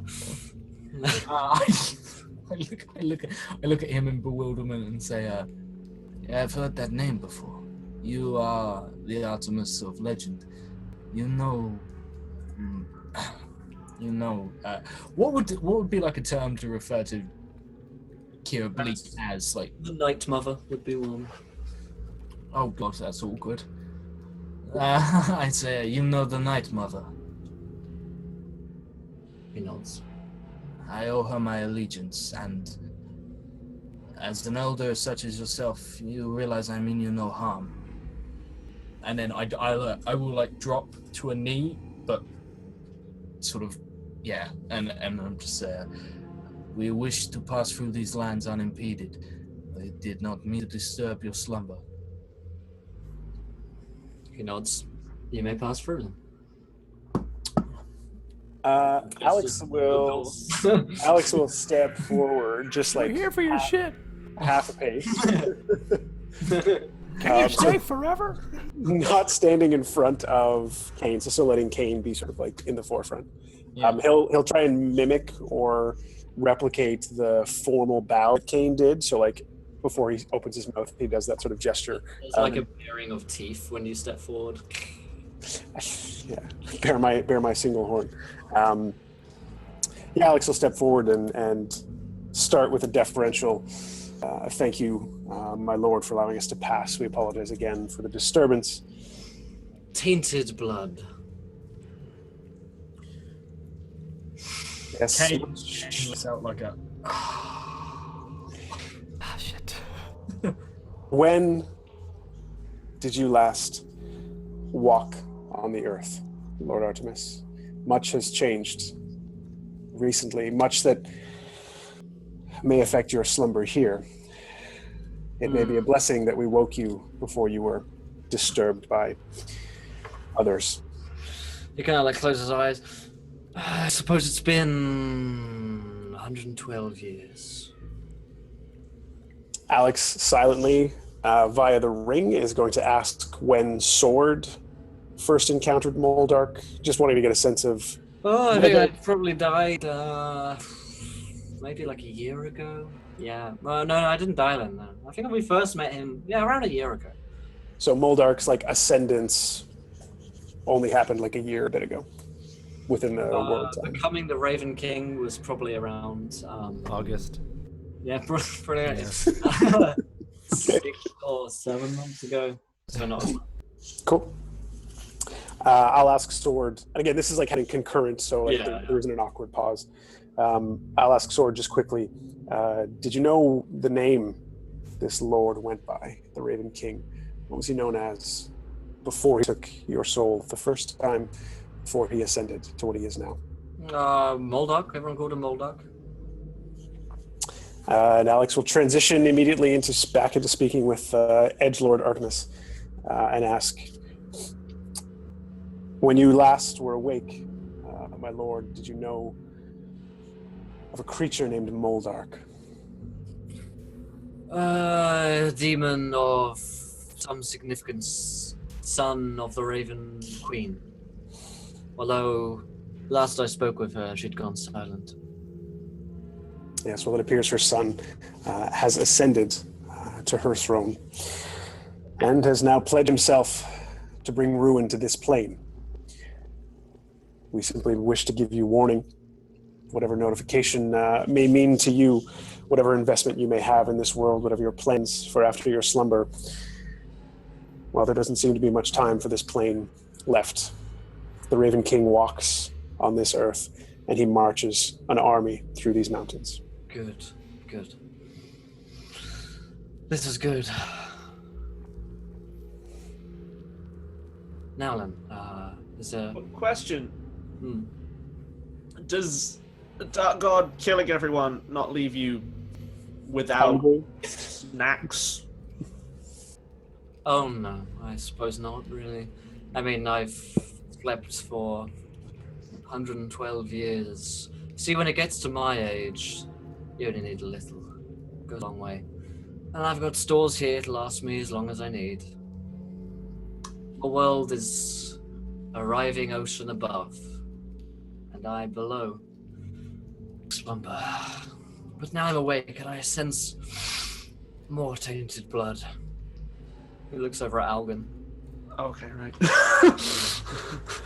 You may have to be more specific. Alex will sort of bow again. Alex will bow, stepping back, having said his piece. Yeah. And he says, Chattel, come forwards. Towards Algan. I?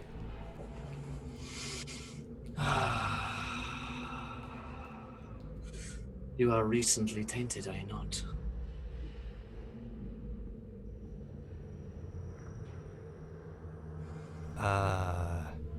I totally forgot.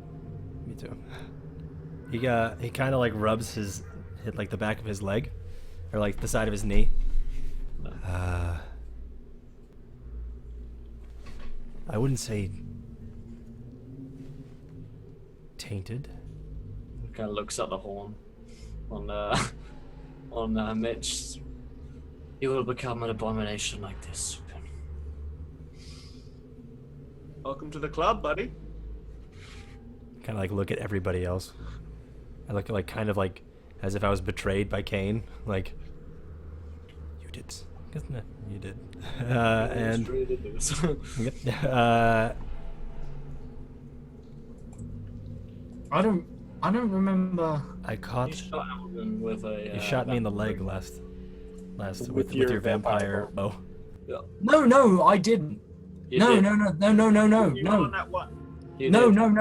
No. Right, let me explain what happened. I shot I shot Thingy. Who were we fighting? Kunar, yeah. Kunar. I shot Kunar, and Kunar straight up pulled it out and shivved. Ah, yes, that's what it was. Sorry. Yes. You did not shoot me. So You're right. yeah, I was gonna say like 100%. I never shot Algan. Yeah. I was like, yeah. No, yeah, he stabbed me with it. That's what happened. Fault by prop, you know. Yeah. Not technically his fault, kind of his fault. Yeah, no. Like, I will accept, like, Kane was sort of responsible, but, I didn't. Kane will look at you and wince and say, and sort of suddenly start wondering if all of these miraculous tools we have been given are cursed. I run my tongue over my snacky mouth. Rocks, and are any of them pointy? No, they're a little sharper than usual, perhaps. Not like pointy. You see, Hollow, show me the arrows. I shake my head and say, it is not the arrows. And I will remove the quiver from my back and hand it over with due reverence to the man. Just say, this is... He's got a really young face, but his hands are actually like wrinkled like leather. Yeah. Like they've been like clawed. Well, it's dark. His hands have seen some shit. Oh, don't. Thingy wingies, they've been around. Ooh. Yeah. Graspy bits. He was so nearly cool. He was so nearly cool. Yeah, that's why he hides in the dark. Yep. He takes it and he says, "This is." Guys, look, kind of like smells it along. This is Basilef. Welcome, Basilef. Even welcome, Basilef, to the adventure. You are a gentle. I smell like a basil. An excellent herb if you're American, or herb if you speak correctly. Welcome. You are it a does gentle. sound gross when you say it. Herb. Sure, herb. So like he sniffs it and says, "This is not full blood. You see, it's a rather weak vintage. I could change that, if you wanted to go full hog, I suppose. It's not often I offer this, but it's been a while, and I'm feeling generous." Okay, like I'm not actually specifically sure what he's actually offering me here. He's not offering you anything. He's offering Algan this. Oh right. Oh shit. Full hog. Kind of look at everybody. Alex will look up at his horn and then just shrug. I look at Algan and I say, I am only a half vampire. I am not pure-blooded, but what he offers you is power far greater than anything I possess. Could be helpful. Maybe conflicts with your whole balance thing, but It comes at a price. Willingly offered. we've seen him give up causes for less. Oh snap! He kind of like bares his teeth in a smile. More of like a His mouthy predatory rocks. grin than anything else, I suppose. His mouthy and- snacky mouth rocks. Mhm. Yeah. I do not offer this power lightly. No. There is a favor required. No time restraint. I am a being of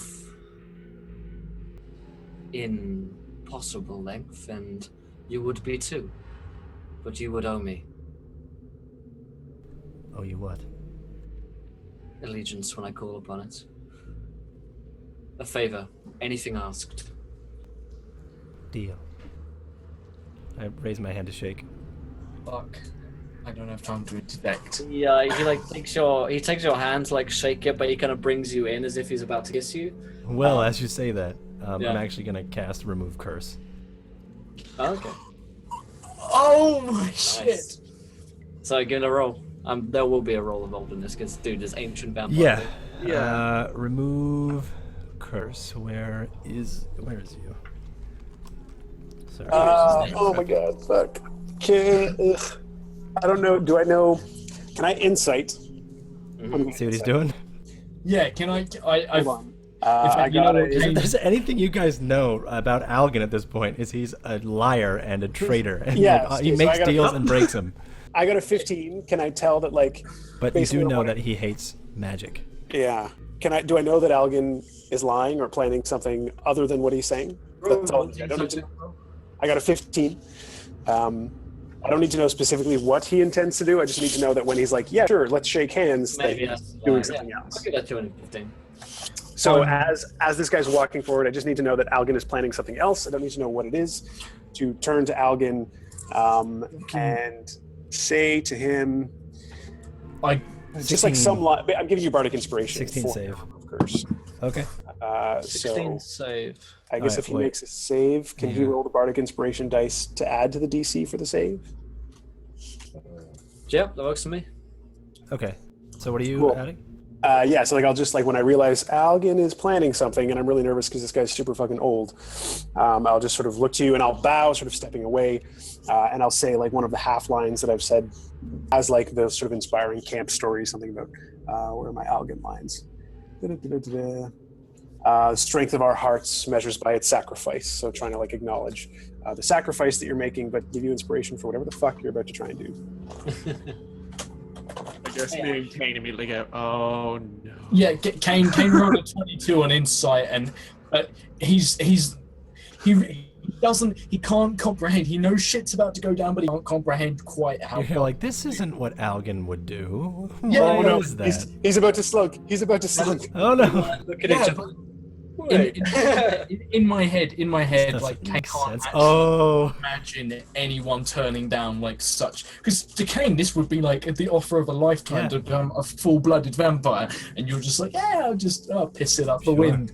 So he's pretty sure you're going to do something stupid, but this is like off the chart. Yeah, it doesn't make sense. So what's your bardic inspiration roll called? It's a D4, isn't it?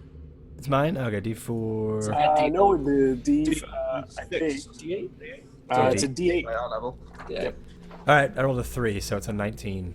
19. Save. That's I don't know what pretty good. save it would be because it just says it's meant for items. Yeah. Okay. What do you mean he's cursed?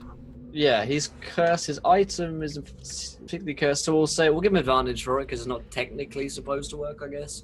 But you're gonna like fucking Yeah. touch Okay. him and do it, so why not? That could work.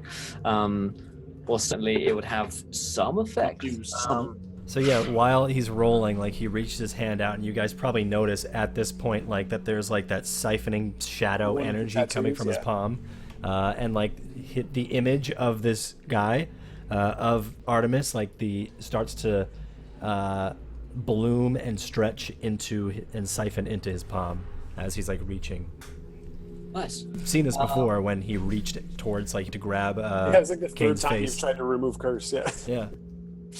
So he rolled a 19 and a 23. So he Ah. definitely breaks whatever. When will this work? All right. yeah, poor dude. Well, I guess like when you do it on an item, I guess. Yeah, it works on that. Then that will work. Otherwise, rolls are required. So yeah, you like go to touch his hand. I will say there's a bit of a price to pay for failing it. So you like Yeah.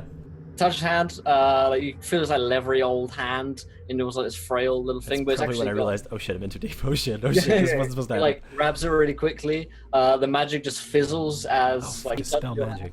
hand goes just down, and then he like grabs you in as if to kiss you, and then just like into your neck, and you feel two puncture wounds like form in your neck, as he gives you this mighty boon, this mighty Sweet. gift. Am I facing the party? I think you got your back to the party at this point, probably. Can I send roll message? Can I cast message? Sure. Let's actually. I want to find a text on vampire kiss and Okay. death stuff, just in case you're like, you're like, Yeah, blah, blah, blah. you're orgasming or something. So it I might be. could. It would just be in everybody's mind. Me going, This is the best. The ability is called Kiss of Death. That bodes well. Yeah. Yeah. I can't remember what it's actually called, but yeah, let me go find it real quick. So cast a Bark smiley skin. Haha, face. you're stuck. Let's remind you guys, if you haven't followed at this point, go ahead, hit that follow button and join us. We're here 5 nights a week playing D&D. We've got a 12-hour Warhammer role-playing game stream coming up on this Saturday. We've got a 24-hour stream every single month. We've got a podcast, we've got a website, there's a bunch of cool stuff. And I'm bringing up my monster manual now. Apologies for the delay. And let's make that retweet dream happen, guys. We just need, 8 more retweets apparently. So go ahead, hit that retweet button, and we shall see exactly what you guys can throw at us. Viewer decisions. Cord, what is a viewer decision? Oh gosh, what is viewer decision? It's been so long. So a viewer decision, guys, when we reach our certain goal, you guys can suggest crazy cool things that can happen in-game immediately. We all put it in a straw poll, and everybody votes, and the winner of that vote gets to have that in the game immediately. It could be anything. It could be, I was going to say a vampire taking one of the parties. That's happened and is happening. But it can be, we had Darth Vader show up in one of our Numenera games.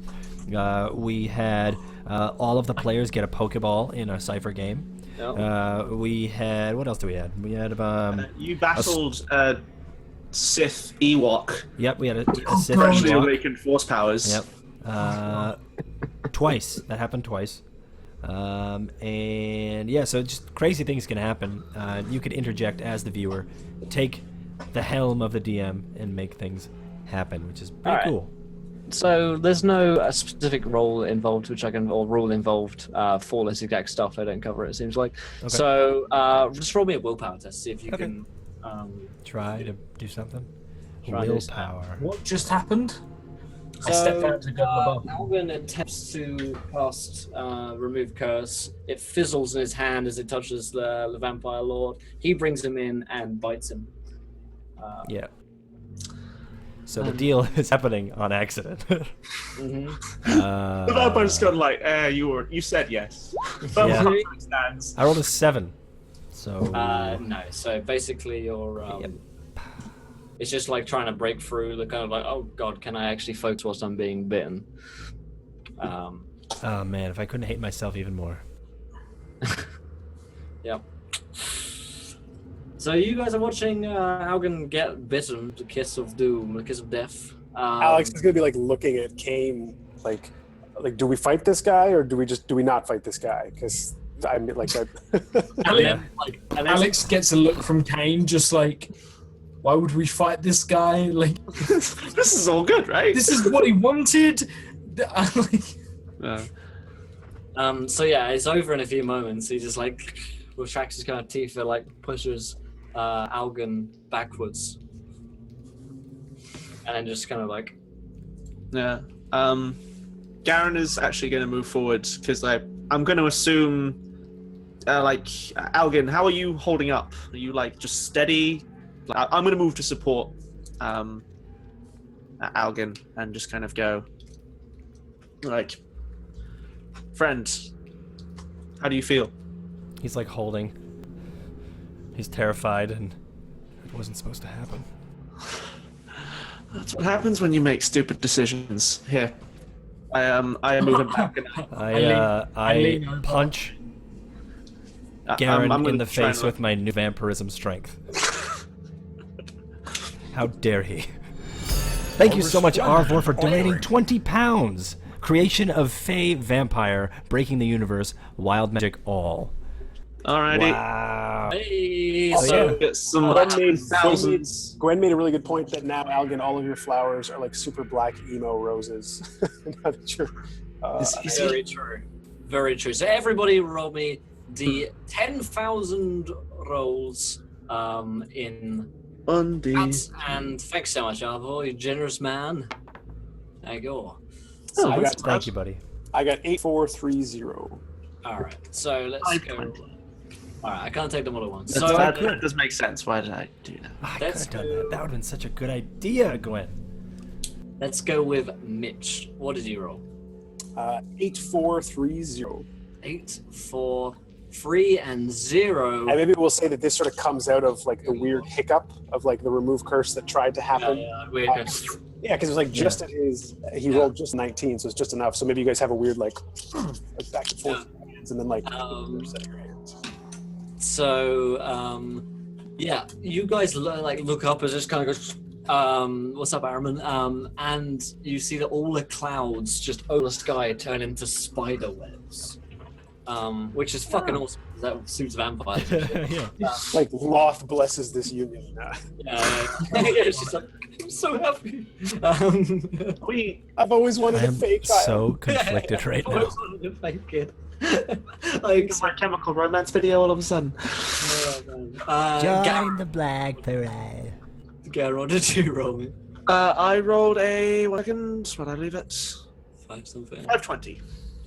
520. Like 420. but- Spine on my road, I'm still just the right of the head. That was wow. That was insane. Such a beautiful singing voice chord. I never knew. Caster can change Smashing his Pumpkins, eye no? color. Caster can change his eye color at will. Damn. Who gets that? You've got a black eye. Yeah. Yeah, I was going to say Nice. that's really helpful for you. Mild buffs. Woo. Okay, Algan, what did you roll? 7, 3, 3, 4. 7, 3, 3, 4. Okay. 4. Here we go. That is target's head appears to have a 1-inch diameter hole through it. That is weird. So like probably in my neck. Yeah, in your neck, so you can like see through all the way. Maybe because the vampire was like upset because of this curse business that tried to happen. He doesn't just do like the 2-hole bite. He like takes a chunk out of your neck, Oh yeah. and now you've got this fucking like nasty hole. And finally, Kane. What is your Arvar Wild Magic Surge number? It's high one, 9972. The high ones are always good. 91172. Oh, 9172. Okay. Anyone in armor cannot see the color green. Ah, you're completely gone.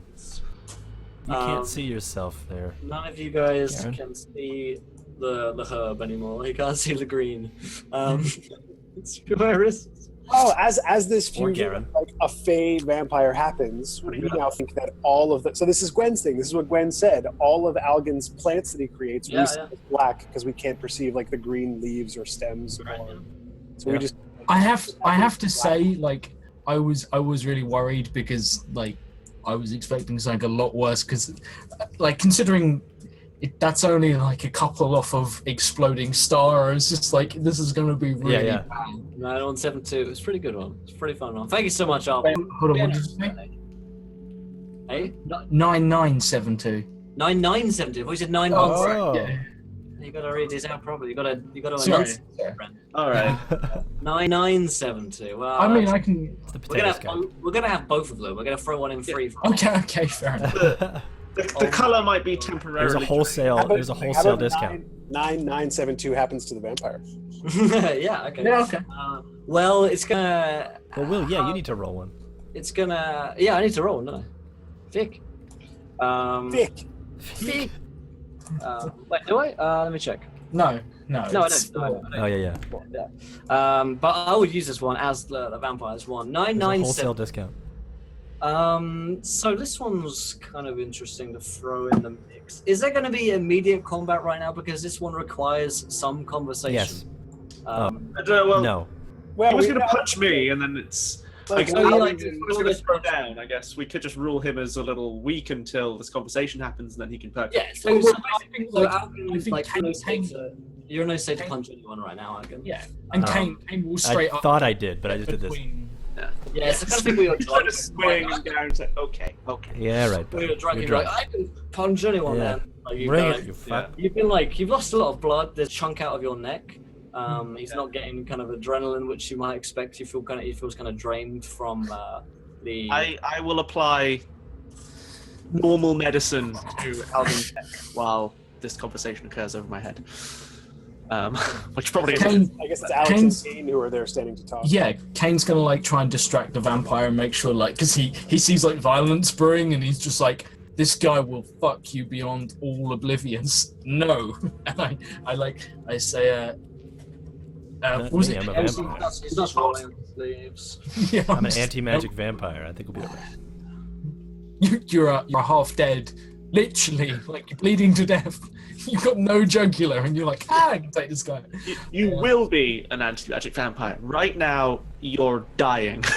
Right now, you should just slink off. But I think I'll be fine, Yeah, as I am delirious. So if this vampire lord looks like he's about ready to like, Oh, he's not trying to fight you guys as such. He's just kind of like wiping some blood off him. Yeah, no, he's like got some blood on his robes, so that's why he's rolling them up. okay, He's just kind of dusting himself off. He yeah, feels so Alex like realizing that there's How does been a my taint weird- taste? Ugh. He said tainted blood.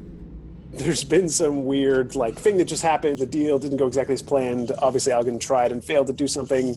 We want to make sure we're still able to get out of here. So Alex will like immediately try and pipe in.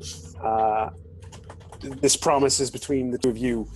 We ride now to support your Night Mother, who herself has raised an army against the Raven King. To where do you ride? To where the sky fell. Ah, yes. The whispers on the wind speak of dead gods and the Great One, the great beast from beyond, the gatekeeper of Asgard. We Can I roll an insight to see if I can interpret? Does he not know Moldark's name? Is he like misinterpreting it? Oh, this guy. No, he's previously told you that he knows who Moldark is. yeah, Okay. Can I religion? The gatekeeper? Yeah, you can roll me. That sounds like a thing that I Yeah. might know something about. It's actually Elune Spray. Welcome, yeah. Elune, to the adventure. You are a gentle Elune and you're a A priestess. spray of a loon everywhere. That's what you are. Indeed. Nope, I Algan- know Jack. Spray that Elune everywhere, girl. Algan stumbled. He took the magic broom out, and he started walking, like as if it was his crutch. Like he Nice. has the bristly part under his arm, and he walked, and he's over by the rocks, or towards like a cave entrance, or like a big rock somewhere, and he's just like mumbling something, and also like it seems like he's just rubbing and tapping, and like mumbling and trying to figure out his new life, but he's also shaving down the edge of his broom handle. Cool. Yeah. I'm still looking at his neck. So what did you roll? What did you I roll? rolled a 9, so I know Jack. I rolled a 16. No luck either. So that's who says the. Alex will respond. We know not what it is that we seek in the land of gods. All we know is we need to find something that we can support the Night Mother with. She will be confronting the Raven King. Well, if you could convince the gatekeeper to be on your side, you would have a Tarask on your side.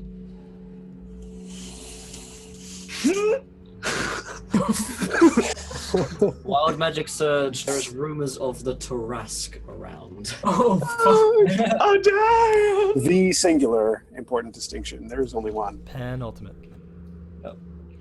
And okay, I'm just going to throw it out there for anyone who doesn't know what this is. I don't actually know what this is. I've never even encountered it. I've never heard much about it. Wait, what? You've never heard Like of he was a player? He was a player. No. Like. Okay. Like there's a big difference. Like Yeah. to the extent where I've talked to people before, and I was like, so you had a Tarask in your campaign? They're like, yeah. And I was like, how did it go? And they're like, Yeah. It didn't go. tell me something. It They're went. like, no. It's gone. Yeah, now. like at the reference of the Tarask, Alex is no longer intimidated or afraid of what might happen to this guy because apparently we're riding towards the fucking Tarask. Yeah. So he's like not concerned at all. So he just dives right into like, I need to get as much information out of this piece as possible. And yeah, so he's the edgelord Artemis says you will have a Tarask on your side. Alex will immediately sort of like eyes will flash, and he'll say, "And what else? What might we expect? What else do you know of these whispers on the wind?"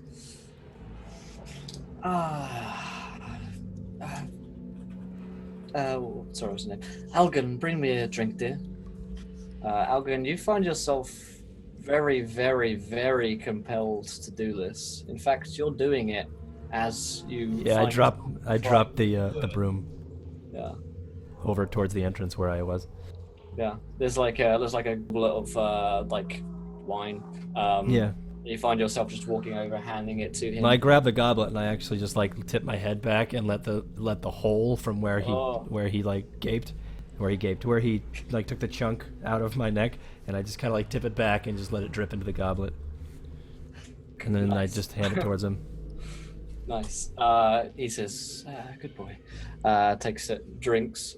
You feel like the fact that you've pleased him, like it just fills you with, like satisfaction. Like, thank God. Like, I'm so glad I've managed to please my master somehow. This is just such a good feeling.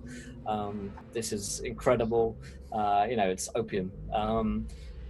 And he's just like playing with your hair as he's talking, and just kind of ruffling around, giving it a bit of fluff. And he's saying, the whispers are quiet. Yes, I believe many gods are dead. There are some palaces still standing on Asgard if you can get past the gatekeeper. He's still alive, from what I can sense. Alex will look to Kane. Kane is stifling like it's still alive, I guess. I'm like, it's the Tarask. Of course, it's still fucking alive. Literally the size of a mountain. A planet hitting another planet. It's not like it gives a shit. Cries. He turns to Kane, just calm. Yeah, so tries to get some kind of read on Kane's expression. Sees that Kane is just like, fuck. Yeah, the word Tarask has triggered a different myth in to our heads. I'm just like, oh no. There's one with the mustache and one without the mustache. Oh, yeah. Sorry, different. It's like myths of the Tarask are like it's kind of like the flood in like our like neo-Christian understanding. It's like, oh, everyone has a story of the flood because that one time this thing happened and just killed everyone. That's how people understand the Tarask is like religious stories. It's coming. Yeah. The end of times. Yeah, it's basically there is no bigger, no badder. It gives zero shits about who you are and where you came from. You are all going to die. It's fucking. Oh, this one. Yeah, he's still looking to go north then. Alex Kane has no spine left. He's gone. I believe the goal was death or victory, so let's see we have much of a choice. Yeah, Alex will pretty proudly, knowing that he's something of the charismatic backbone of the group, and he's internally extremely shaken by the knowledge of the Tarask, but he knows he needs to keep face because he's still hoping to get something more out of this guy. So jelly. Alex will say, nothing is going to stop us from moving north. There's nothing left to the south. From the southeast to the southwest, and moving across the plains is the Raven King, spreading his blackness across the broken kingdoms. What does the Night Mother plan? You've no whispers from her? It's been a while. I've been sealed down here. We get in touch every few centuries. I'm going to cut into Alex before he says anything, and just say, I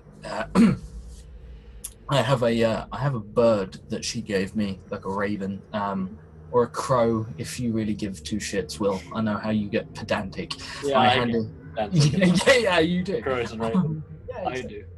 I do. So I get triggered by that. I offer him the use of my raven to commune with her and pull intel, because I don't actually know. He's not allied to her, and I don't feel like we should be sharing information with, and this is I'm still I love this guy. This guy's amazing, but his allegiance lies to the Night Mother. He's so I want to be so bad. He's so bad. He's so pretty, but I can't cheat. He's so dangerous. I can't tell him, but I want to, but I can't. Yeah, I mean, I don't know, but this guy, he's feigning that he's super cool, but Alex's perspective is that this guy is also concerned that the Tarask is here, because that's a problem to anything that is on this plane. So he can pretend like he's being hot shit and apathetic, and what's the Night Mother do? But he just dropped the Tarask. So Alex isn't intimidated by him, because he has to be just as afraid as we are of the Tarask. I'm actually going to roll it. I'm going to roll an intimidate for when I very quickly, without hesitating, came back and said, yes, we continue to ride north. Our plan is to find something there to help the Night Mother. Full knowledge, just the fact that I said, yes, I'm going to walk towards the Tarask rather than away from it as my intimidation check. So I'm bluffing. Yeah. So I got a 7, but I did So I did get a plus 10 on my intimidate, so 17. all right. I guess I'll oppose that. With his Perfect number. So his insight as a vampire. Flash bonus. He rolled a natural 1, so yeah, he's buying your shit. Yeah, so there's no deceit, there's no lie. It's just I want the tone of this conversation to shift from this all-knowing edgelord who's thinks we're adorable to he just dropped the Tarask. We said we don't give a fuck. That is where we're going. To now, whatever his motives are, however he feels about the Night Mother standing up to the Raven King, and the fact that we're going to deal with the Tarask, he needs to play his cards and say where he's. He stops playing with his hair. He kind of pays a bit more attention to you, stops the kind of whole aloof act, and he says, "It's just as well you came here, I suppose, and you did. So, what is your plan?" The Tarask, as I am aware, is remaining on Asgard for now. But soon I'm sure it'll be free of its shackles, which keep it there. And when that happens... We would be foolish to think we could do anything but point such a beast. But we would also like to see what else Asgard holds. Yes, of course, we'll need to deal with that creature, oriented in such a way as to cause as much destruction to the enemy, more so than it does to us. But the Night Mother needs all the help she can get. I suppose she is. Who knows? Maybe it's lonely. We've had an experience with people who want friends. The Tarask is not lonely. It's constantly fed the souls of those who sin. Yeah, Alex is going to shoot a serious fucking look of shade at Garen. You can joke about whatever the fuck you want, but no one genuinely makes a joke about the Tarask. It's just too terrifying. Just don't do I think Garen at this point is just well, we've got to go someplace, so gallows humor is my best bet. We're going there, so we looked for something desperate, and that might be the desperate. I don't know. Garen is, I think, very much on certain death was the guess. Very well. So you still plan on going there and finding what you can in Asgard. I myself cannot go there. Creatures of our kind cannot. And he looks at Cain and he looks at Algan. There is no way in hell, bears teeth, that you're getting into Asgard. Even with the gods no longer with us. The very matter of Asgard is formed of magic. It is an anathema to our very touch, our very presence. It's like poison. I can feel it. Even here, the closer you'll get, the more painful it'll be. It is a burning sun. Or once was. You two would be fine. These others would fare better in darker territory. And what if we were to have some manner of bringing a darkness with us? And he'll look to his two friends and say, I will not face that thing alone.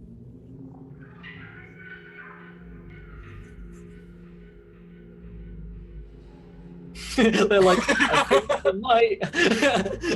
Oh, is that a question? I thought that was a statement. So I'm Ron Burgundy. There you go. so Cain. You look back and they're not there anymore. Where's... Just their clothes and like a spinning shoe on the floor. Cain snaps out of his fear and looks back to Alex and sighs deeply and says, I've always wondered how I would meet my end on this plane, in this world, in this lifetime. It is not the fate I would have chosen for myself, but it's a fate I'll go to with a friend. And how do you plan on going there? I turn to No, seriously. All jokes aside. How? Yeah, Alex is pretty tired of this like pretentious act, so he'll like snap back at him. If you hold any goodwill to the Night Mother, what she intends and what she hopes to protect in this world for you and your kind, you will share with us anything you have to get to Asgard, any means to protect these two while we traverse its shimmering airs. Or you will die in this rock and have nothing left to feed on after the Tarask and the Raven King are done with this plane. I would like to back Alex up here, and I just want to say, think about what we face. Not just us here, but all of our kin. We face annihilation. This Asgard, as you say, is poison. If there were any way, anything you could unveil to us, that we might, a few, sacrifice ourselves so that many might survive. My kin, your kin, our kind, all the knowledge we have stockpiled over the years. If we could make it to Asgard, maybe we could undo what has been done. But there is no means on this earth that we mortals possess that could undo this without help from an elder such as yourself. And I basically want to roll I'm more trying to intimidating him of the inevitable doom of everything. So I just want to roll to give. Yeah, it's like he is super old, but he's also from the material plane. Yeah, there is a god and the Tarask, which are the two biggest threats to the material plane at all. So there's nowhere for him to go if he doesn't help us. Yeah, sure. Bro, you can just take that 25. 25? Yeah. So allow that to be the assist, so Mitch, you can have the advantage on your check. Yeah, so this will be a persuasion. I'm going to just show the cam on the nat 20 there. Nice. Oh, boy. Nice. So don't even need the advantage. Nat 20 plus 10 makes it a 30. Nice. And I'm going to drop him. However old you may think you are, however wise, all the knowledge you've amassed is restricted to this plane. One as wise as yourself knows that the planes beyond this material film among the cosmos well outdate your many centuries. There will be nowhere for you to go if the Tarask and this god are not stopped. You know that already. You knew that when we told you of the Night Mother's plans. You will give us everything you have to help us in getting to Asgard. Okay, so he just promptly turns on his heel, doesn't say anything, and it's just like a figure kind of raised, like a follow, deeper into his cave. So we're just one retweet away. Oh, damn, I have not been paid attention. That's great. Oh my god, if we get the retweet, the viewer decision could be, what does this guy give us to help us get to Asgard or to... Oh, bro, yeah. Yeah, because every time we get a viewer decision, it's always super helpful. Yeah. Anyway, Never. So, everyone in chat, you guys wondering how much influence a simple retweet can get you? It could get you fucking Tarask levels of fuckery here. Yes, that Tarask was 1/5 of the last sort of viewer intervention. Yeah, exactly. So that, I mean, guys, literally, this was Mitch going. I love how Mitch literally messaged us. He was like, "Cool. I find a door and I open it and I hope there's cool inside." And now we're with an elder vampire trying to get past a Tarask, heading towards a planet that will kill 3 of us instantly on contact. And I'm like, thanks, Mitch. I'm trying to I'm more than get past the Tarask. I want to use the Tarask. If that's allowed. Okay. Let's see what we can, because thanks you guys for 25 retweets. So underneath this line here in chat, throw in your suggestions, and they are going to be, what is in this vampire's cave? What is he going to give them to help both Kane and Algan get into Asgard, which is heaven, which is literal poison to vampire people. It's It's got to be something interesting. How on earth are they going to get into a place which they are barred magically because it's heaven, the opposite of what they've sold their soul to?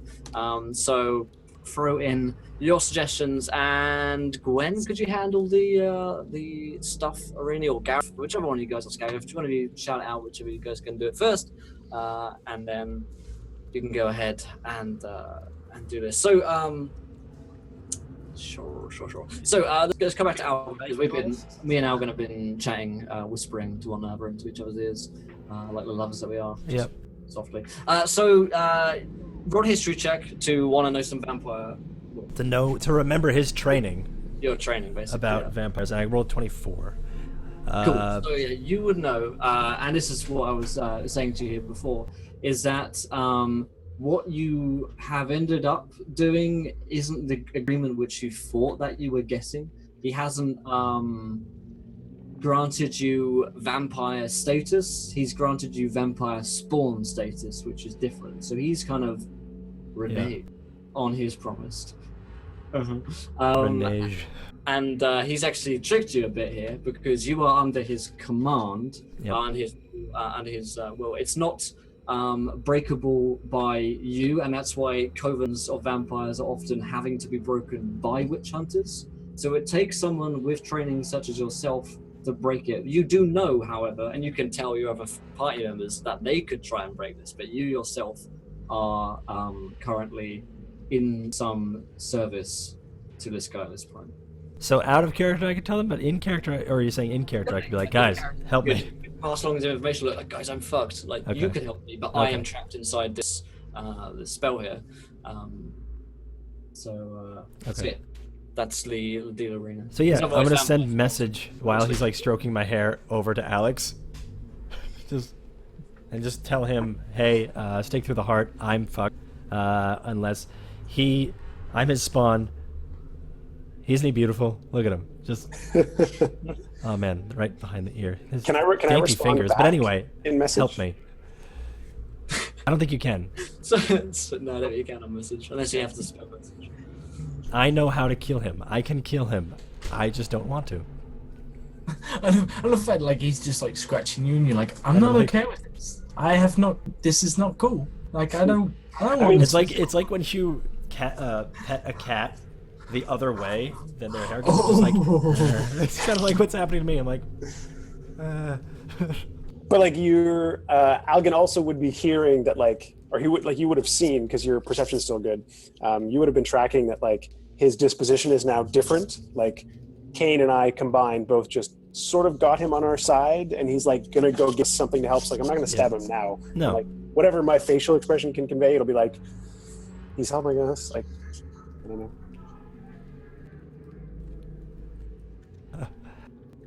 You're muted. No, I wasn't. Oh, okay, good. I'm gonna turn to if I know my lore, I'm gonna turn to Artemis. Master, Yes. I'm rather thirsty. May I? And as he's leading you into this chamber, you actually see, and we'll get the viewer decision part of this in a second here. But, you actually see that there's like a central kind of chamber which you come into, all lit all the way up. And he like clicks his fingers, it turns to mood lighting, and like only some of them on, because he's an Edgelord. Edgelord Artemis, EA for sure. His like off the cable comes like a floating a fedora. Yep. It's all in purple. Yeah, and Pinstripes, you see just like a circle of other vampires. You can sense now that these guys are vampires. And your vampire trainer, Vampire Hunter training would have told you this before. We're going into like that cave thing. Yeah, he's As leading we you. brush by, I'm gonna kick the broom that has the sharpened edge. Okay. You kick the broom. Yeah, and hope it like clatters loud enough. But yes, I'm gonna keep walking. Okay, it makes a clattering sound. Okay, cool. Um, I'm not kicking it down the hall. I'm kicking it to the side because it was in the way. Oh, okay, yeah, okay. Yeah, he sees kind of like coven, I guess, of other vampires who have similarly been awakened. And it says, within these minds lies tens of thousands of years worth of information.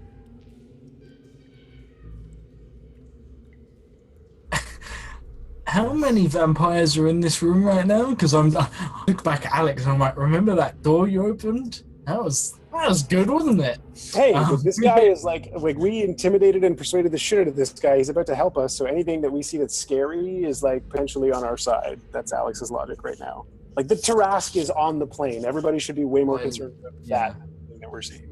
I look into Alex's stupid, naive little face. And I want to... I mean, like on the one hand, like you would see face as like really dumb and naive as far as my having no how much power is in this room. But the fact that I like confidently said I'm going to ride towards the Tarask, speak across generations of holy shit, this guy is fucking either a complete idiot and reckless or whatever. Yeah. Well, I think it's sort of like an admiration, but at the same time, I'm also like I've never seen a Tarask before. Yeah, I've seen vampires akin to these skin people. Casually hanging up laundry. So for Kane, this is like seeing a bunch of your childhood rock stars in concert together. Because like you see some faces here who's like you can put names to faces just by seeing them. There are maybe 3 or 4 ancient ones in here. Really? I'm slightly list. You've stumbled across clearly like where a bunch of like the old ones who like you thought were gone, you thought they were gone from the world, like they're not real. Like these are like, oh fuck, these are rock stars. Exactly. In the room. I don't know. I stand by like there's literally nothing that should be more frightening to anyone without needing a roll. It's just like this is when people talk about the Great Flood, like they're talking about the Tarask. No, absolutely. But at the same time, it's also an untangible fear. Like in the way that the Great Flood is attacked, it's also you can't be scared of Noah's flood because it's so beyond. It's beyond scope. Like I see like the people in the room and I recognize legitimate power. I can put a face to, a name to. I can actually recount the tales. Whereas I've been around for like over 900 years, and I've heard whispers, and everyone says that they know something about the Tarask. So by now, it's like it would be like if we went around the group and we were like, okay, everyone name a body part of the Tarask and like tell me what it does. Grasp its hands.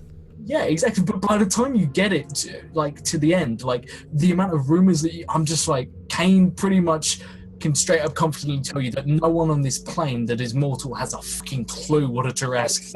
Except this edgelord Artemis. No. Who did a complete 180 on his disposition when I said we're doing it. So like, it seems like it. Like Alex's weird, stupid naivety has been affirmed by this. Like absolutely. Yeah. His response. Yeah.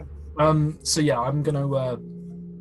I like turn to Artemis and say,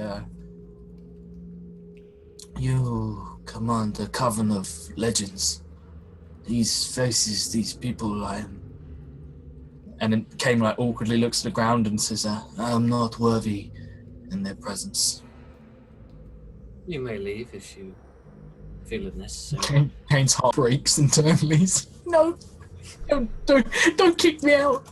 You have no idea what I can be cool too. I'm cooler than Algan. Yeah, actually, in this light, Artemis like looks super hot. Yeah, I know. Yeah. Even his hands. But it's actually even his hands, yeah. And in fact, the blood seems to have like refreshed him, so his like pallor has like changed to a much more healthy one, and so his complexion is on fleek. Stop. The other guys in the room, are similarly some of the most handsome individuals you've ever seen. Like this room is without a doubt full of the most attractive-looking gentlemen that you've ever met in a single room. Like this is like that one guy that you were like, yeah, I'd probably turn for, but there's like 10 guys. Yeah. But at the same time, are we also in the equivalent of like a vampire nursing home? Because they're all just hanging out here, not really doing anything with the rest of the world. Yeah. Well, no, like they're all just like playing cards. Just like what? Go fish. Beautiful people. It's like walking into Encounter Roleplay HQ and just seeing all that beautiful. Wow, it's just like, yeah. There's like a Mitch over there, and You realize you're walking through literally a sea of empties, just covering every. Yeah, but no, I turn to Artemis after like going from this tangent in my brain. And then I say, a coven such as this is unheard of. There's many people, powerful individuals such as yourself. How did you bring them all together? And why? We all needed a bit of a rest from it all after all the mass murders and massacres. And when the clan came together a few hundred years ago, we decided it prudent that as more of our number fell, we should remain in hiding for a while. I said, I understand someone as yourself is capable of making decisions for themselves, and I am no emissary, but Kier Bleak believes that there is a way to fight this, and an army of remarkable individuals such as yourself would turn the tide into a blood tide, one we could use to our advantage, although I feel foolish even asking such a thing of such You a have hammer. our resources here. I believe our minds are of most use. Perhaps we will venture out into the world, but that has to be decided upon as a group. Kane is just like, what? Democracy. Guys might play again, like the band might be back together. Reunion tour. It's like that ridiculous thing of like, You could hit Shulkstead, you could hit Oxford, you could kill all the people there. I'm like, I know this great place, and like none of them are armed. They would love you guys. The morning after. So I'm just like, shit, okay. Completely taken aback, and I turn to Alex and just say, we should, I'm like, he's offering us knowledge. And then I turn to chat and I'm like, he's offering us knowledge. What is this knowledge? Like, I need to know. Who tells it to you? A crazy white boy. Thank you so much, crazy white boy. Welcome you, a gentleman and a scholar. Welcome to the adventure. If you guys haven't followed, hit that follow button and join us tonight. We've got a whole load of shows, more D&D than anywhere else. It's pretty cool. Crazy cool. It's crazy cool. Some would say. Crazy white boy cool. Yeah. Play that funky music. Yeah, so where is he leading us? What is he bringing us to? I said, you're going to give us everything you have, and he went, Yep, and I did describe a room full of vampires. Not the vampires, it kind of leads you to them, and he says, there's tens of thousands of years of knowledge here. Go ham. Cool. I'm going to... Gonna have a montage. We can do montage. it all in a montage. Suck some blood, kill a dude. Stay away from the garlic montage. So yeah, you guys can feel free to chat to these ancient ones who have been around. Some of them tell you that they've been around since the dawn of time. Whoa. Yeah. They're okay. These fucking filthy mortal twats who just walked in off the street are just casually chatting to these people. Yeah, these guys. yeah, Come what on. introduction? They're not one of us. What kind of introduction do we get from Artemis? So he didn't introduce you to. We'll pick a few of the famous ones. We won't go through all necessarily 10 of them. Because there's a lot of kind of big rock stars here, but you'd be introduced to names like Marcellus the Red, Everil, Reed Richards, Butcher, the Dreven, the Purger of the East, and all sorts of other less known ones. There's of course the famous Briellen. There she's pretty kind of Black Widow kind of figure, and she's very kind of seductive, and then she kind of lures her prey in famously, and she'd ended up killing like an emperor before, playing his mistress for a long time, and then in a kind of Cleopatra sort of style, she was. There's a lot of stories about whether or not when she was as the emperor's mistress, she was actually the one in charge, really, of all the power, and was he actually dead for a very long time, and she was pretending that he was still alive, or he was a vampire spawn, and so she was controlling the entire empire for a few years before she was officially killed. Apparently not. And so she's actually here. And these are all, to Kane, it's like, oh my god, these are the people I've read about when I was a kid. To you guys, they might mean like a few like child stories about some of these figures, to keep children scared at night. But you wouldn't have any like intimate knowledge of the history, because most of the history is so long ago that there aren't any written records of it still around. Yeah. Certainly none that you'd have access to, for the most part. Cool. So he introduces them. How does Artemis introduce? Like, how does he describe what the hell we are and why we get to talk to them? Like, what does he say to Marcellus the Red and Everil the Butcher and Drevin the Purger of the East? He says to them, "These are new chattel. Well, they're not to be touched. They come wishing to know more about Asgard and the Gatekeeper. They are here to save our realm." And they all have a little chuckle.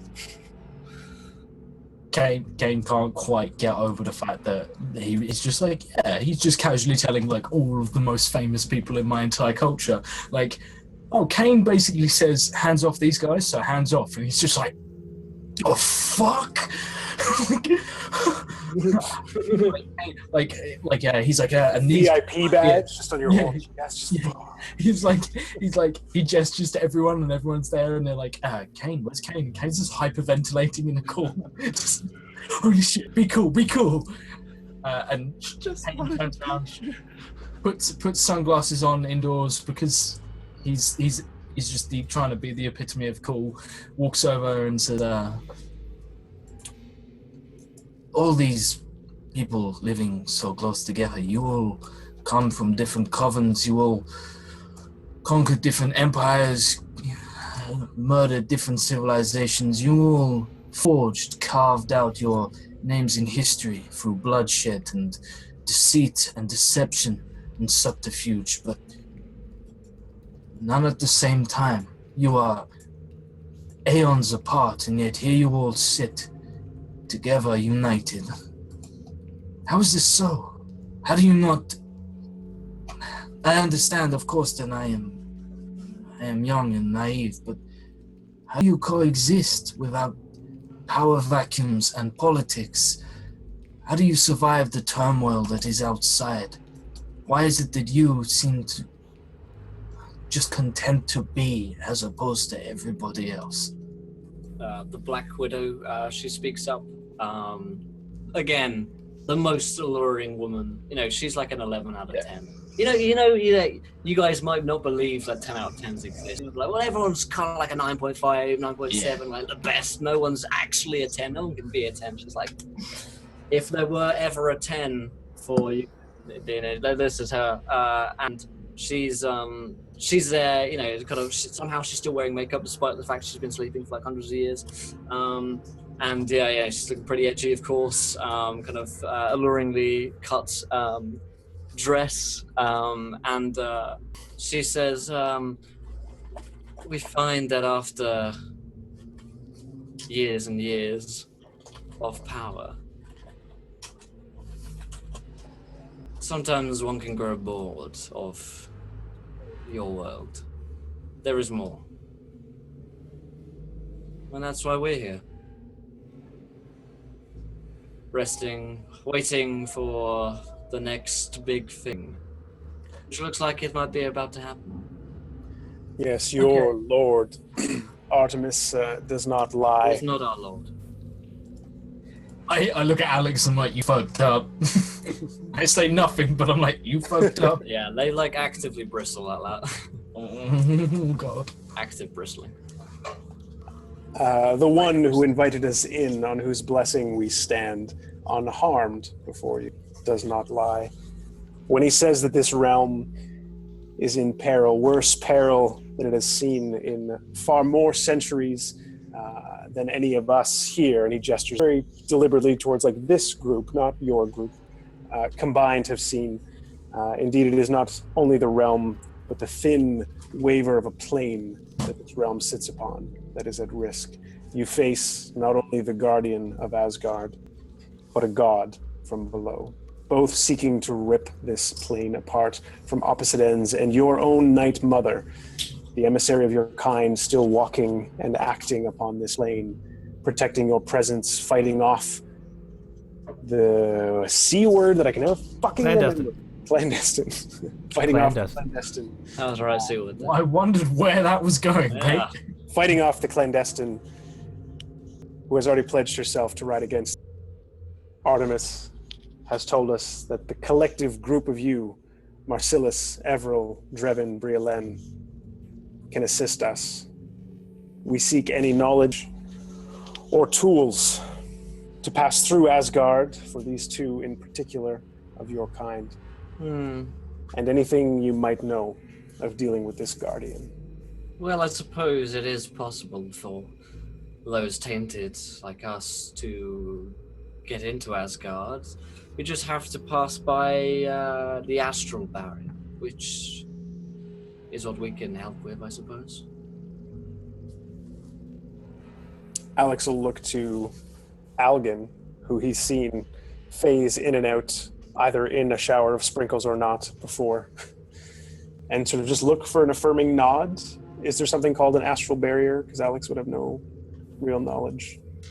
Algan nods. Crazy. Sounds like it would help us avoid our problems at Oxenhold as well. And what of the Guardian? I believe a new coven is in Oxenhold at this point. Wait. Vampires in Oxenhold? Oh yes, we've been there for thousands of years. And you're still there? She smiles. The last city that Moldak's force arrived at was turned into a large crater. Yes, darling? Do you have a point to make? Just Does Oxenhold still stand? Not as it once did. I remember the uninvited guest that we had in Oxenhold that we never found. Didn't he get to dust? But I thought he. I think he was seen going that way, yeah. Yeah, we never really got a chance to hunt him down in that city. Never mind. Because, you know. Royal parade to murder and all that. Someone, and he can be found. Does this, and again, Alex is like still riding his high of having like successfully convinced himself that he should move towards the Tarask rather than just sit down and cry.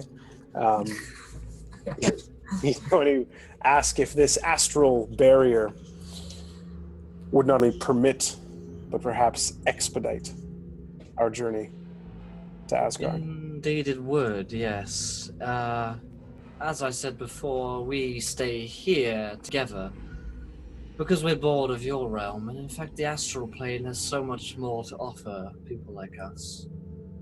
And so we can travel there as we please. I can send you through there. You would have to, of course, convince Corellon's guardian to let you travel their path. We have an understanding with Corellon. Or you could use Melora's.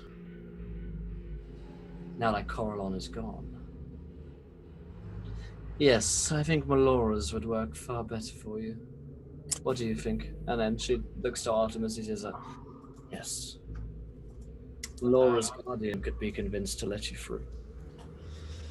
Alex will look to Artemis as intensely as he can, knowing that he doesn't have much intimidation factor, but he does have some, given the Tarask, and he'll say, and will any of you accompany us to the Guardian?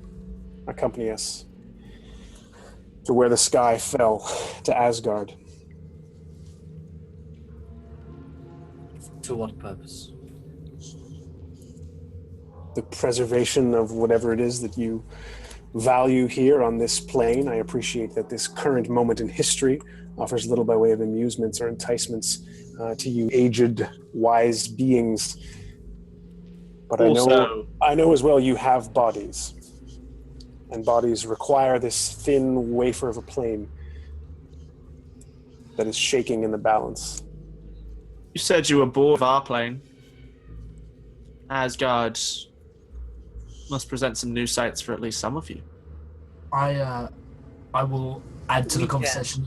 We can allow some of you through, but our full-blooded kind, and she looks to the rest of the Ancient Ones, have no business in Asgard. Good. Then what will you do to assist your Night Mother if you will not assist us in Asgard? We do as we please. We will allow you into Asgard and continue our plans as we so desire. We owe you nothing. We owe the Night Mother nothing. We owe this plane nothing.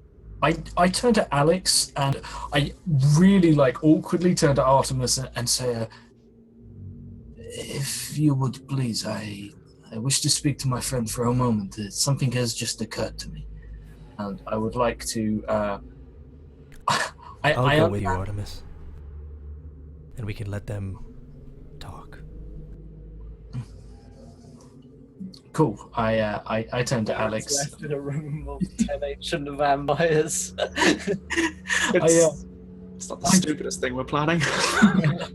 I turn to Alex and I realize Kane knows on a subconscious level that he will never be out of earshot of anyone in this entire fucking place because they are superhuman and ridiculous. But he takes Alex to one side and then when they're but is Alex still ripped half goat form? No, when I dispelled this door, I shifted back down into... Oh, okay, cool. So I'm just a human with a weird single horn. Cool. Okay, so as I lead you away, I'm going to find the nearest alcove, grab you, and then throw you into the alcove and pin you against the wall. Wow. This is casual. No. This is just... And, Fate? He's just looking absolutely furious at you. And it's just do you have any idea how dangerous the game you play is? One whiff of any discontent and they will snuff your life out. They have given us the gift of moving through the astral plane. We don't have to face a Tarask to achieve our goals now, and you now ask them for more. Do you not know when to stop?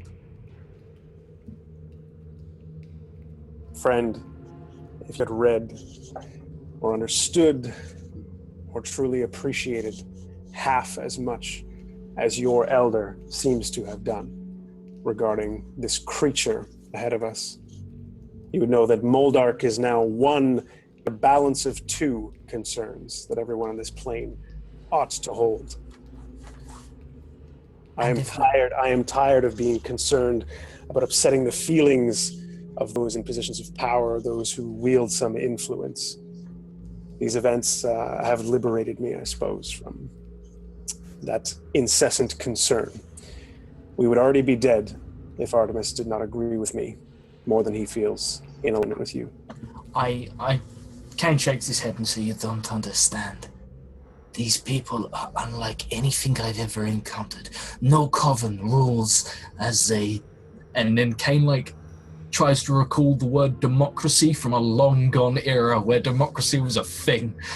And he's just there was a word for... Might be one that you're familiar with, I guess. And I know what they have. I say, democracy is not a thing vampires favor. It is power and only power. No one seeks out to become a vampire because they want to make the world a better place. They do it because they have a deep lust for control. Correct me if I'm wrong, friend. It has been some time since traveling with you that I picked up my history books from when I was a child. But your kind, as old or powerful as they may be, are embodied creatures. They exist on this plane, and whatever magics they wield, and this plane wavers. You don't understand what I'm asking. I'm not asking you to try and lick their boot heels. I'm simply saying that if you continue to agitate them, they operate as a democracy. No one answers to a lord, and just because Artemis protects us, that does not mean anyone else is in any way inclined not to rip your head off and drink you like a bottle. So be careful, because without you, I don't believe we will succeed. I simply say this because I care about you as a friend. You are worth more to this world alive than you are ripped to shreds in front of 10 of the most powerful beings you've probably ever encountered. Let's not press the issue, let's press the advantage. And they don't owe any allegiance to the Night Mother. I do, whether or not I like it or not. This is Kane like desperately Yeah. trying to instill like some. Alex will like take a sigh. Yeah. Yeah. He'll sigh and say, "I will heed your warning, friend." Kane has like a guilty face as well because like Yeah. this is like we've been having like campfire discussions like yeah fuck the government, burn everything. But, like Kane's like thrown into a situation where he's like you don't fuck this government. This government drinks people. That's bad. That's bad juju. Yeah, Alex will say he will heed your warning, friend. And Out of respect and understanding, but know that he didn't mean to merely press the issue for its sake, but hope that these 10 beings more powerful than I've ever encountered might be stirred to some cause against a being that would not register their power any more than yours or mine. He nods, and then Kane just sort of like relinquishes his grip, looks embarrassed, and like awkwardly walks away because he knows like Kane's very much aware that someone heard that, and he's just like trying to. Yeah, when you return, there's some interested looks. Kane's just like, "What's up, guys? How's it going?" Yeah, so we can go back to the group. What's her name? Briolyn. Briolyn, she says, "Lover's tiff." Kane shakes his head. Alex doesn't respond. He just keeps looking at them. Yeah, Kane shakes his head and just says, I was simply imparting some advice. "Oh God, I don't know how. I know Kane wants to ask them to like. Is Kane? Yeah, she notices your like hesitation, and then she kind of she walks over and kind of like she actually like runs a finger across your like jawline. Yeah. And she says, "You got a question, honey?" Oh fuck! Like Alex will maybe like I can tell like physically that you don't want to say what you're gonna say. So Alex will try to maybe... She leans in. Kane, You can whisper. you think that, Alex, but Kane really does want to ask this. He's just really embarrassed about this, and Do it. essentially, There's the big He's just- vampires he- ball like- next week, and I just was wondering if you. so I've got no one to go with, and you know, it's So in she fact, leans it's like into- it's Strahd, it's Curse of Strahd. she And, leans in to let you whisper. Yeah, and he very awkwardly like stammers and sort of says like I have never encountered individuals such as yourselves, and long have I dreamt that one day maybe I would be free of this cursed dual living, being a half elf, half human, and also half mortal, half vampire. Those are quarters. It tears me into, and I would consider myself unworthy, but I will never forgive myself for not asking. Yes. She shoots Alex a wink. yeah.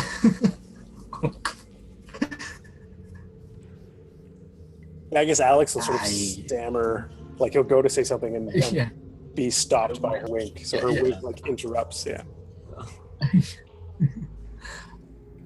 I wish that I could join you here. Your people, your minds. You are people, legends who have achieved something that no other vampire has ever achieved. You have achieved balance. And you seek not what power can be gained within your own coven, within your own. Yes. Enough. With And all due shuts up. respect, you are not worthy. Not yet. Although we note your dedication to Light Mother, and indeed a few of us here have been watching your progress with some interest. We will continue to watch. And if ever you would be to join our coven, then you will be contacted. We will contact you. And then she like gives you a kiss on the cheek, and then like leans back from the whispering, leaning in. She says, "There's one more conversation we need to have." Yes. Go ahead, Ken. No, I was just gonna say, like, Kane simultaneously throws up in his own mouth, cries, and almost passes out. Like, this is fucking next level shit. Like, I can't even. Yeah, she says, there I'm is so one hyped. conversation you need to have if you wish to project yourselves into the astral realm, and that is with Melora's guardian. We can set up this meeting. We have an understanding with him, but he does not know you. Melora's guardian? I've not studied much magic. Yes, well, Melora's guardian is a reasonable man. And I'm sure he can be persuaded. However, we will not give you a reference. You simply have to go on your own merit. There is no favors with this man. He is fair. He is honest. Try your best. All right. Well.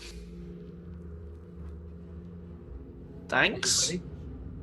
Yeah, I mean, Alex will be still like shaken by the wink. Like he's just completely undone. Whatever confidence he was riding was like interrupted by the wink that he got from Brielen.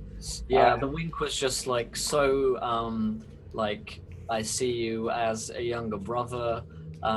Like you're a great friend to me. I want to spend time with you, kind of look. And it's just So it like, hurts. Yeah. yeah, it really hurts. But it's also at the same time, it has like the drop of promise within. Like maybe she just like enough. it's like it's the perfect combination. She's absolutely got the wink down.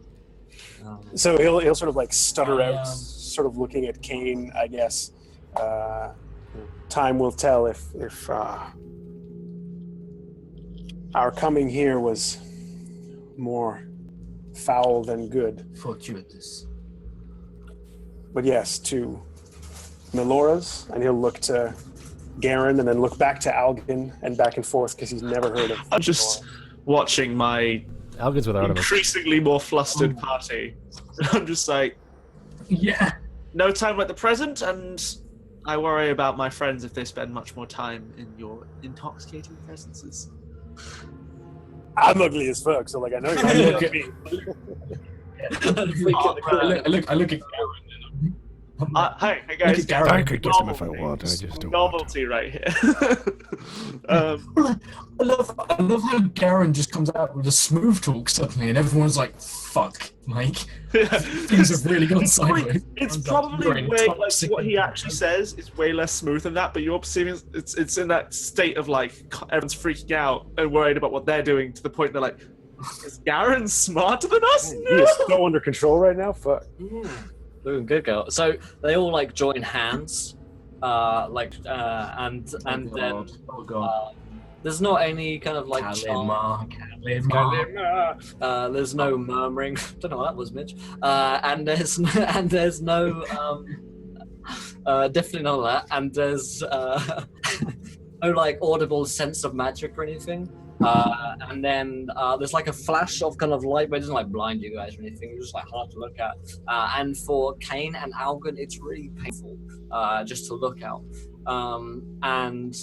It's kind of like in video games when someone teleports in. It's basically that sort of thing. Kind of drops in the sky like a beam of light, and then it kind of dropped down in this kind of kneel position. You see a man who appears to have kind of blonde goatee. Long blonde hair at this point, and it seems to be like actually like braided, and it's got a bunch of like religious symbols and stuff in. He's wearing this decked out full plate armor, which has like insignias of Melora all over. And he kind of lands a bit like one of the angels from Asgard in that similar kind of pose, like the Superhero landing. Yeah, the kind of superhero landing, and then he kind of like stands up to look at you. He's a tall man, and similarly to the angels at this point, he's clearly not human, but he's like 7 feet tall, kind of angel, kind of decked out muscle dude, from 17 inches, and he stands before you, and just kind of puts his hands out in a kind of peaceful sort of put of way in front of you. And waits.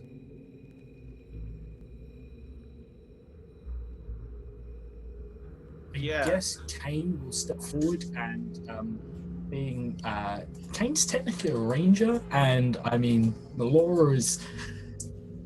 He doesn't really worship sort of Melora, but I mean you can't really be a ranger without giving a shit about like the wilderness, nature, and everything else that she represents, and like hunters, and she's like the patron saint of everything, and also on top of that, elves. So like, Yeah, Alex is looking. kind of rings. Alex is looking over to Algan and Garen because this is out of his league now. This is extra planar shit. Yeah. Yeah. So I guess Garen will pull the horn off his belt and hold it in one hand. I guess it's his best, like, hey, reference. You guys have this stuff over there, right? I totally took this cup by accident when I was at your dinner party. I'm really sorry. Yeah. I just came back to return this. Could you sign my horn? And hail, friend. We come seeking aid. Kind of wait for him to say anything. How can I help? We seek passage into Asgard itself. I think he wants us to hold his hand. Does he I look at Algan and I'm like, you have got very touchy recently. I'm sorry. He says, I'm sorry. Graspy bits. To whom do I speak? I'm Garen Stormforged. These are my companions. Kane Hollow, Alex Talamis, and Algan. Nalo. Algan Nilo, thank you, sorry. None of you are known to my mother. To his what, sorry? His mother. Wait, Oh, right. That is because none of us are dead. This is not true. ooh, snappy. Oh shit. Does your mother know That's the true. name? Two of us are. Does your mother know the name Does your mother know you're out this late? of Moldark, the Raven King? Yes. Does she know his current campaign? Atrocity. The Broken Kingdom campaign, yes. I hear it does rather well on Twitch. Season. It's a great series. You should all watch it. Hello from Maine. Hello, my friend. And also hello to Damon Fawn. Welcome, my friend, to the adventure, Damon. You are a gentleman and a scholar, sir. Thank you for following, guys. Haven't followed? Click that follow button. Do it. He says, We look at Melora's Guardian. We look at Melora's Garden. We're like, who's Damon Fawn? What? Who are you talking to? This is perpetually in Twitch chat. he says, we are aware of events. Does your mother still live, Guardian? She does. though she is dying. Soon the old gods will all be dead. And by the way, old Kane gods is mean, going like, to try different. every god that you've ever heard of. Right. Including Yeah. mine, I'm going to presume. Good, wonderful. Including everyone's like pantheon of gods will be dead. Well, Old gods is like collective term. So Kane's Everyone. Not just Asgard. Kane. Gods Kane. in yeah. Nilfheim and Bartor as well, which is like the plane below where chaos rules. That's not bad. So, Kane is going to say, Guardian, we seek passage into Asgard to assist in the battle against Moldog. Is there a way that we can convince you that Melora would show us favor? Cool. He says there is little she could do. But if you wish to speak with her, I could see about granting an audience. How long would that take? Oh, First, you must be Sorry. judged.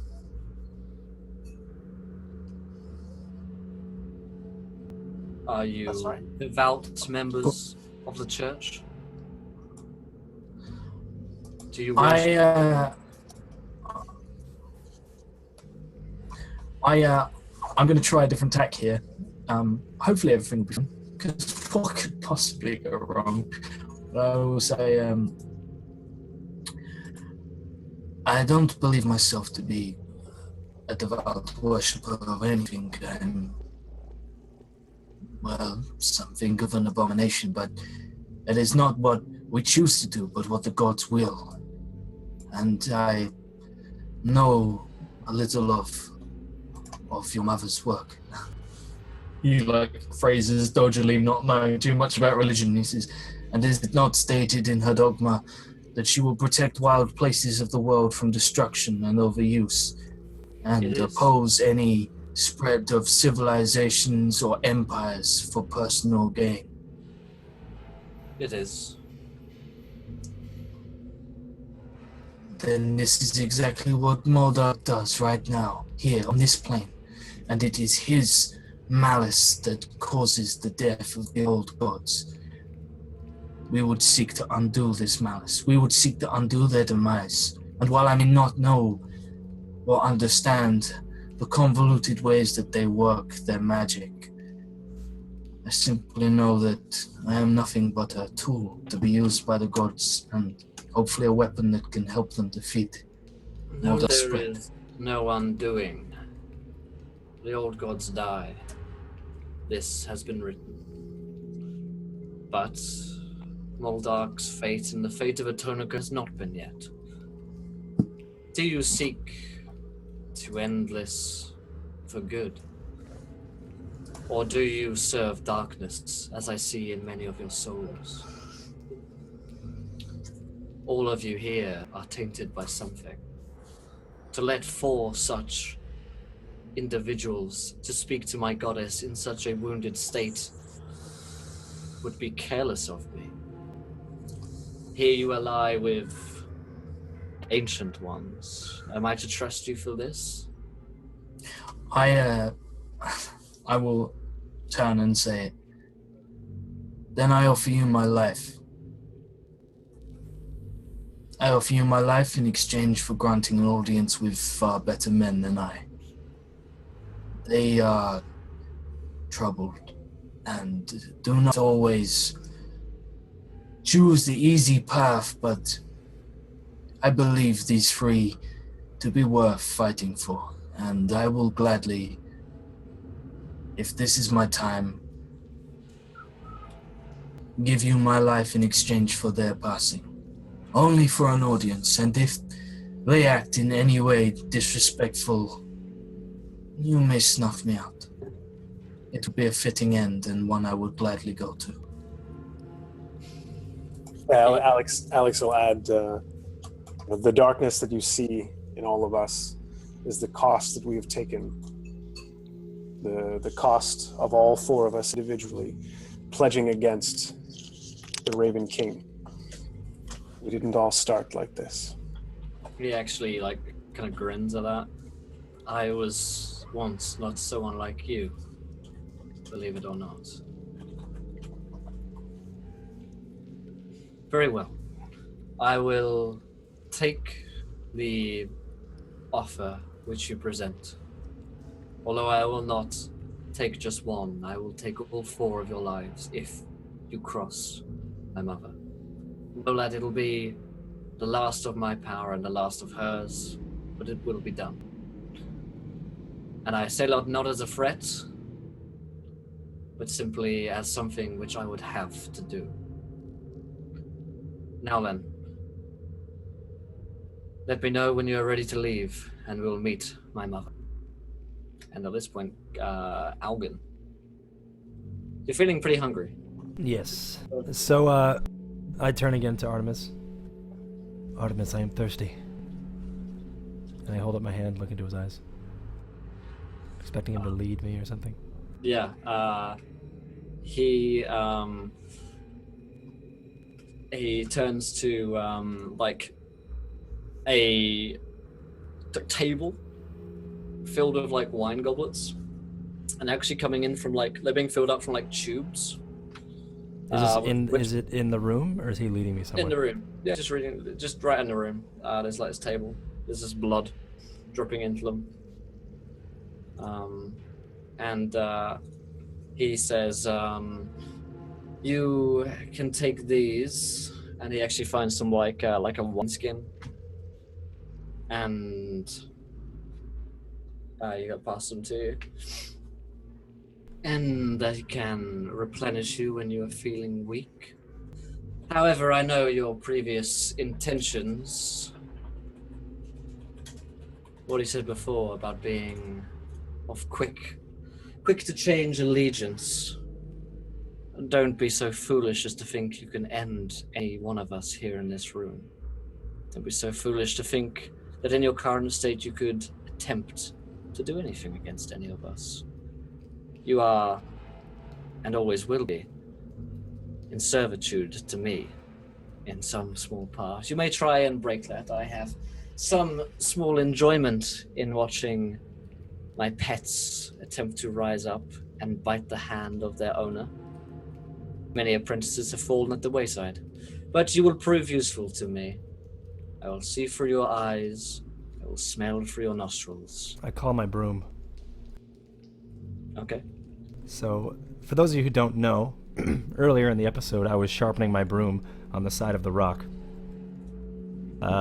As he's talking to me, I'm probably turning, and I face him, and I just call the broom. And I used this before, but now it's sharper. And I wish to call the broom through his chest.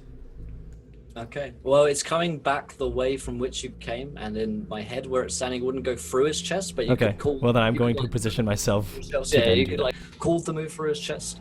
So, Romy the... what's the thing on the spell? Read out the text on the spell. It just says I can call it within a mile, and it comes to me.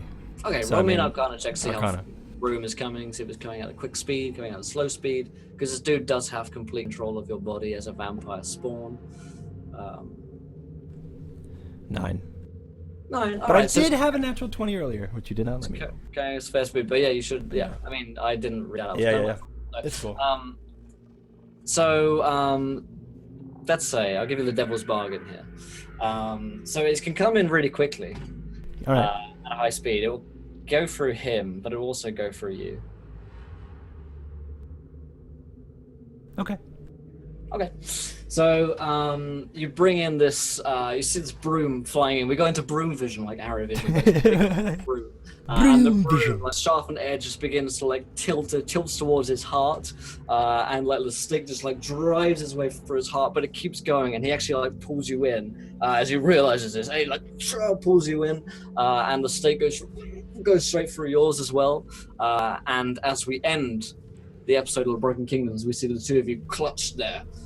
Stakes driven through both of your hearts. This is where you lie, master. And on that note, we end this episode of the Broken Kingdom.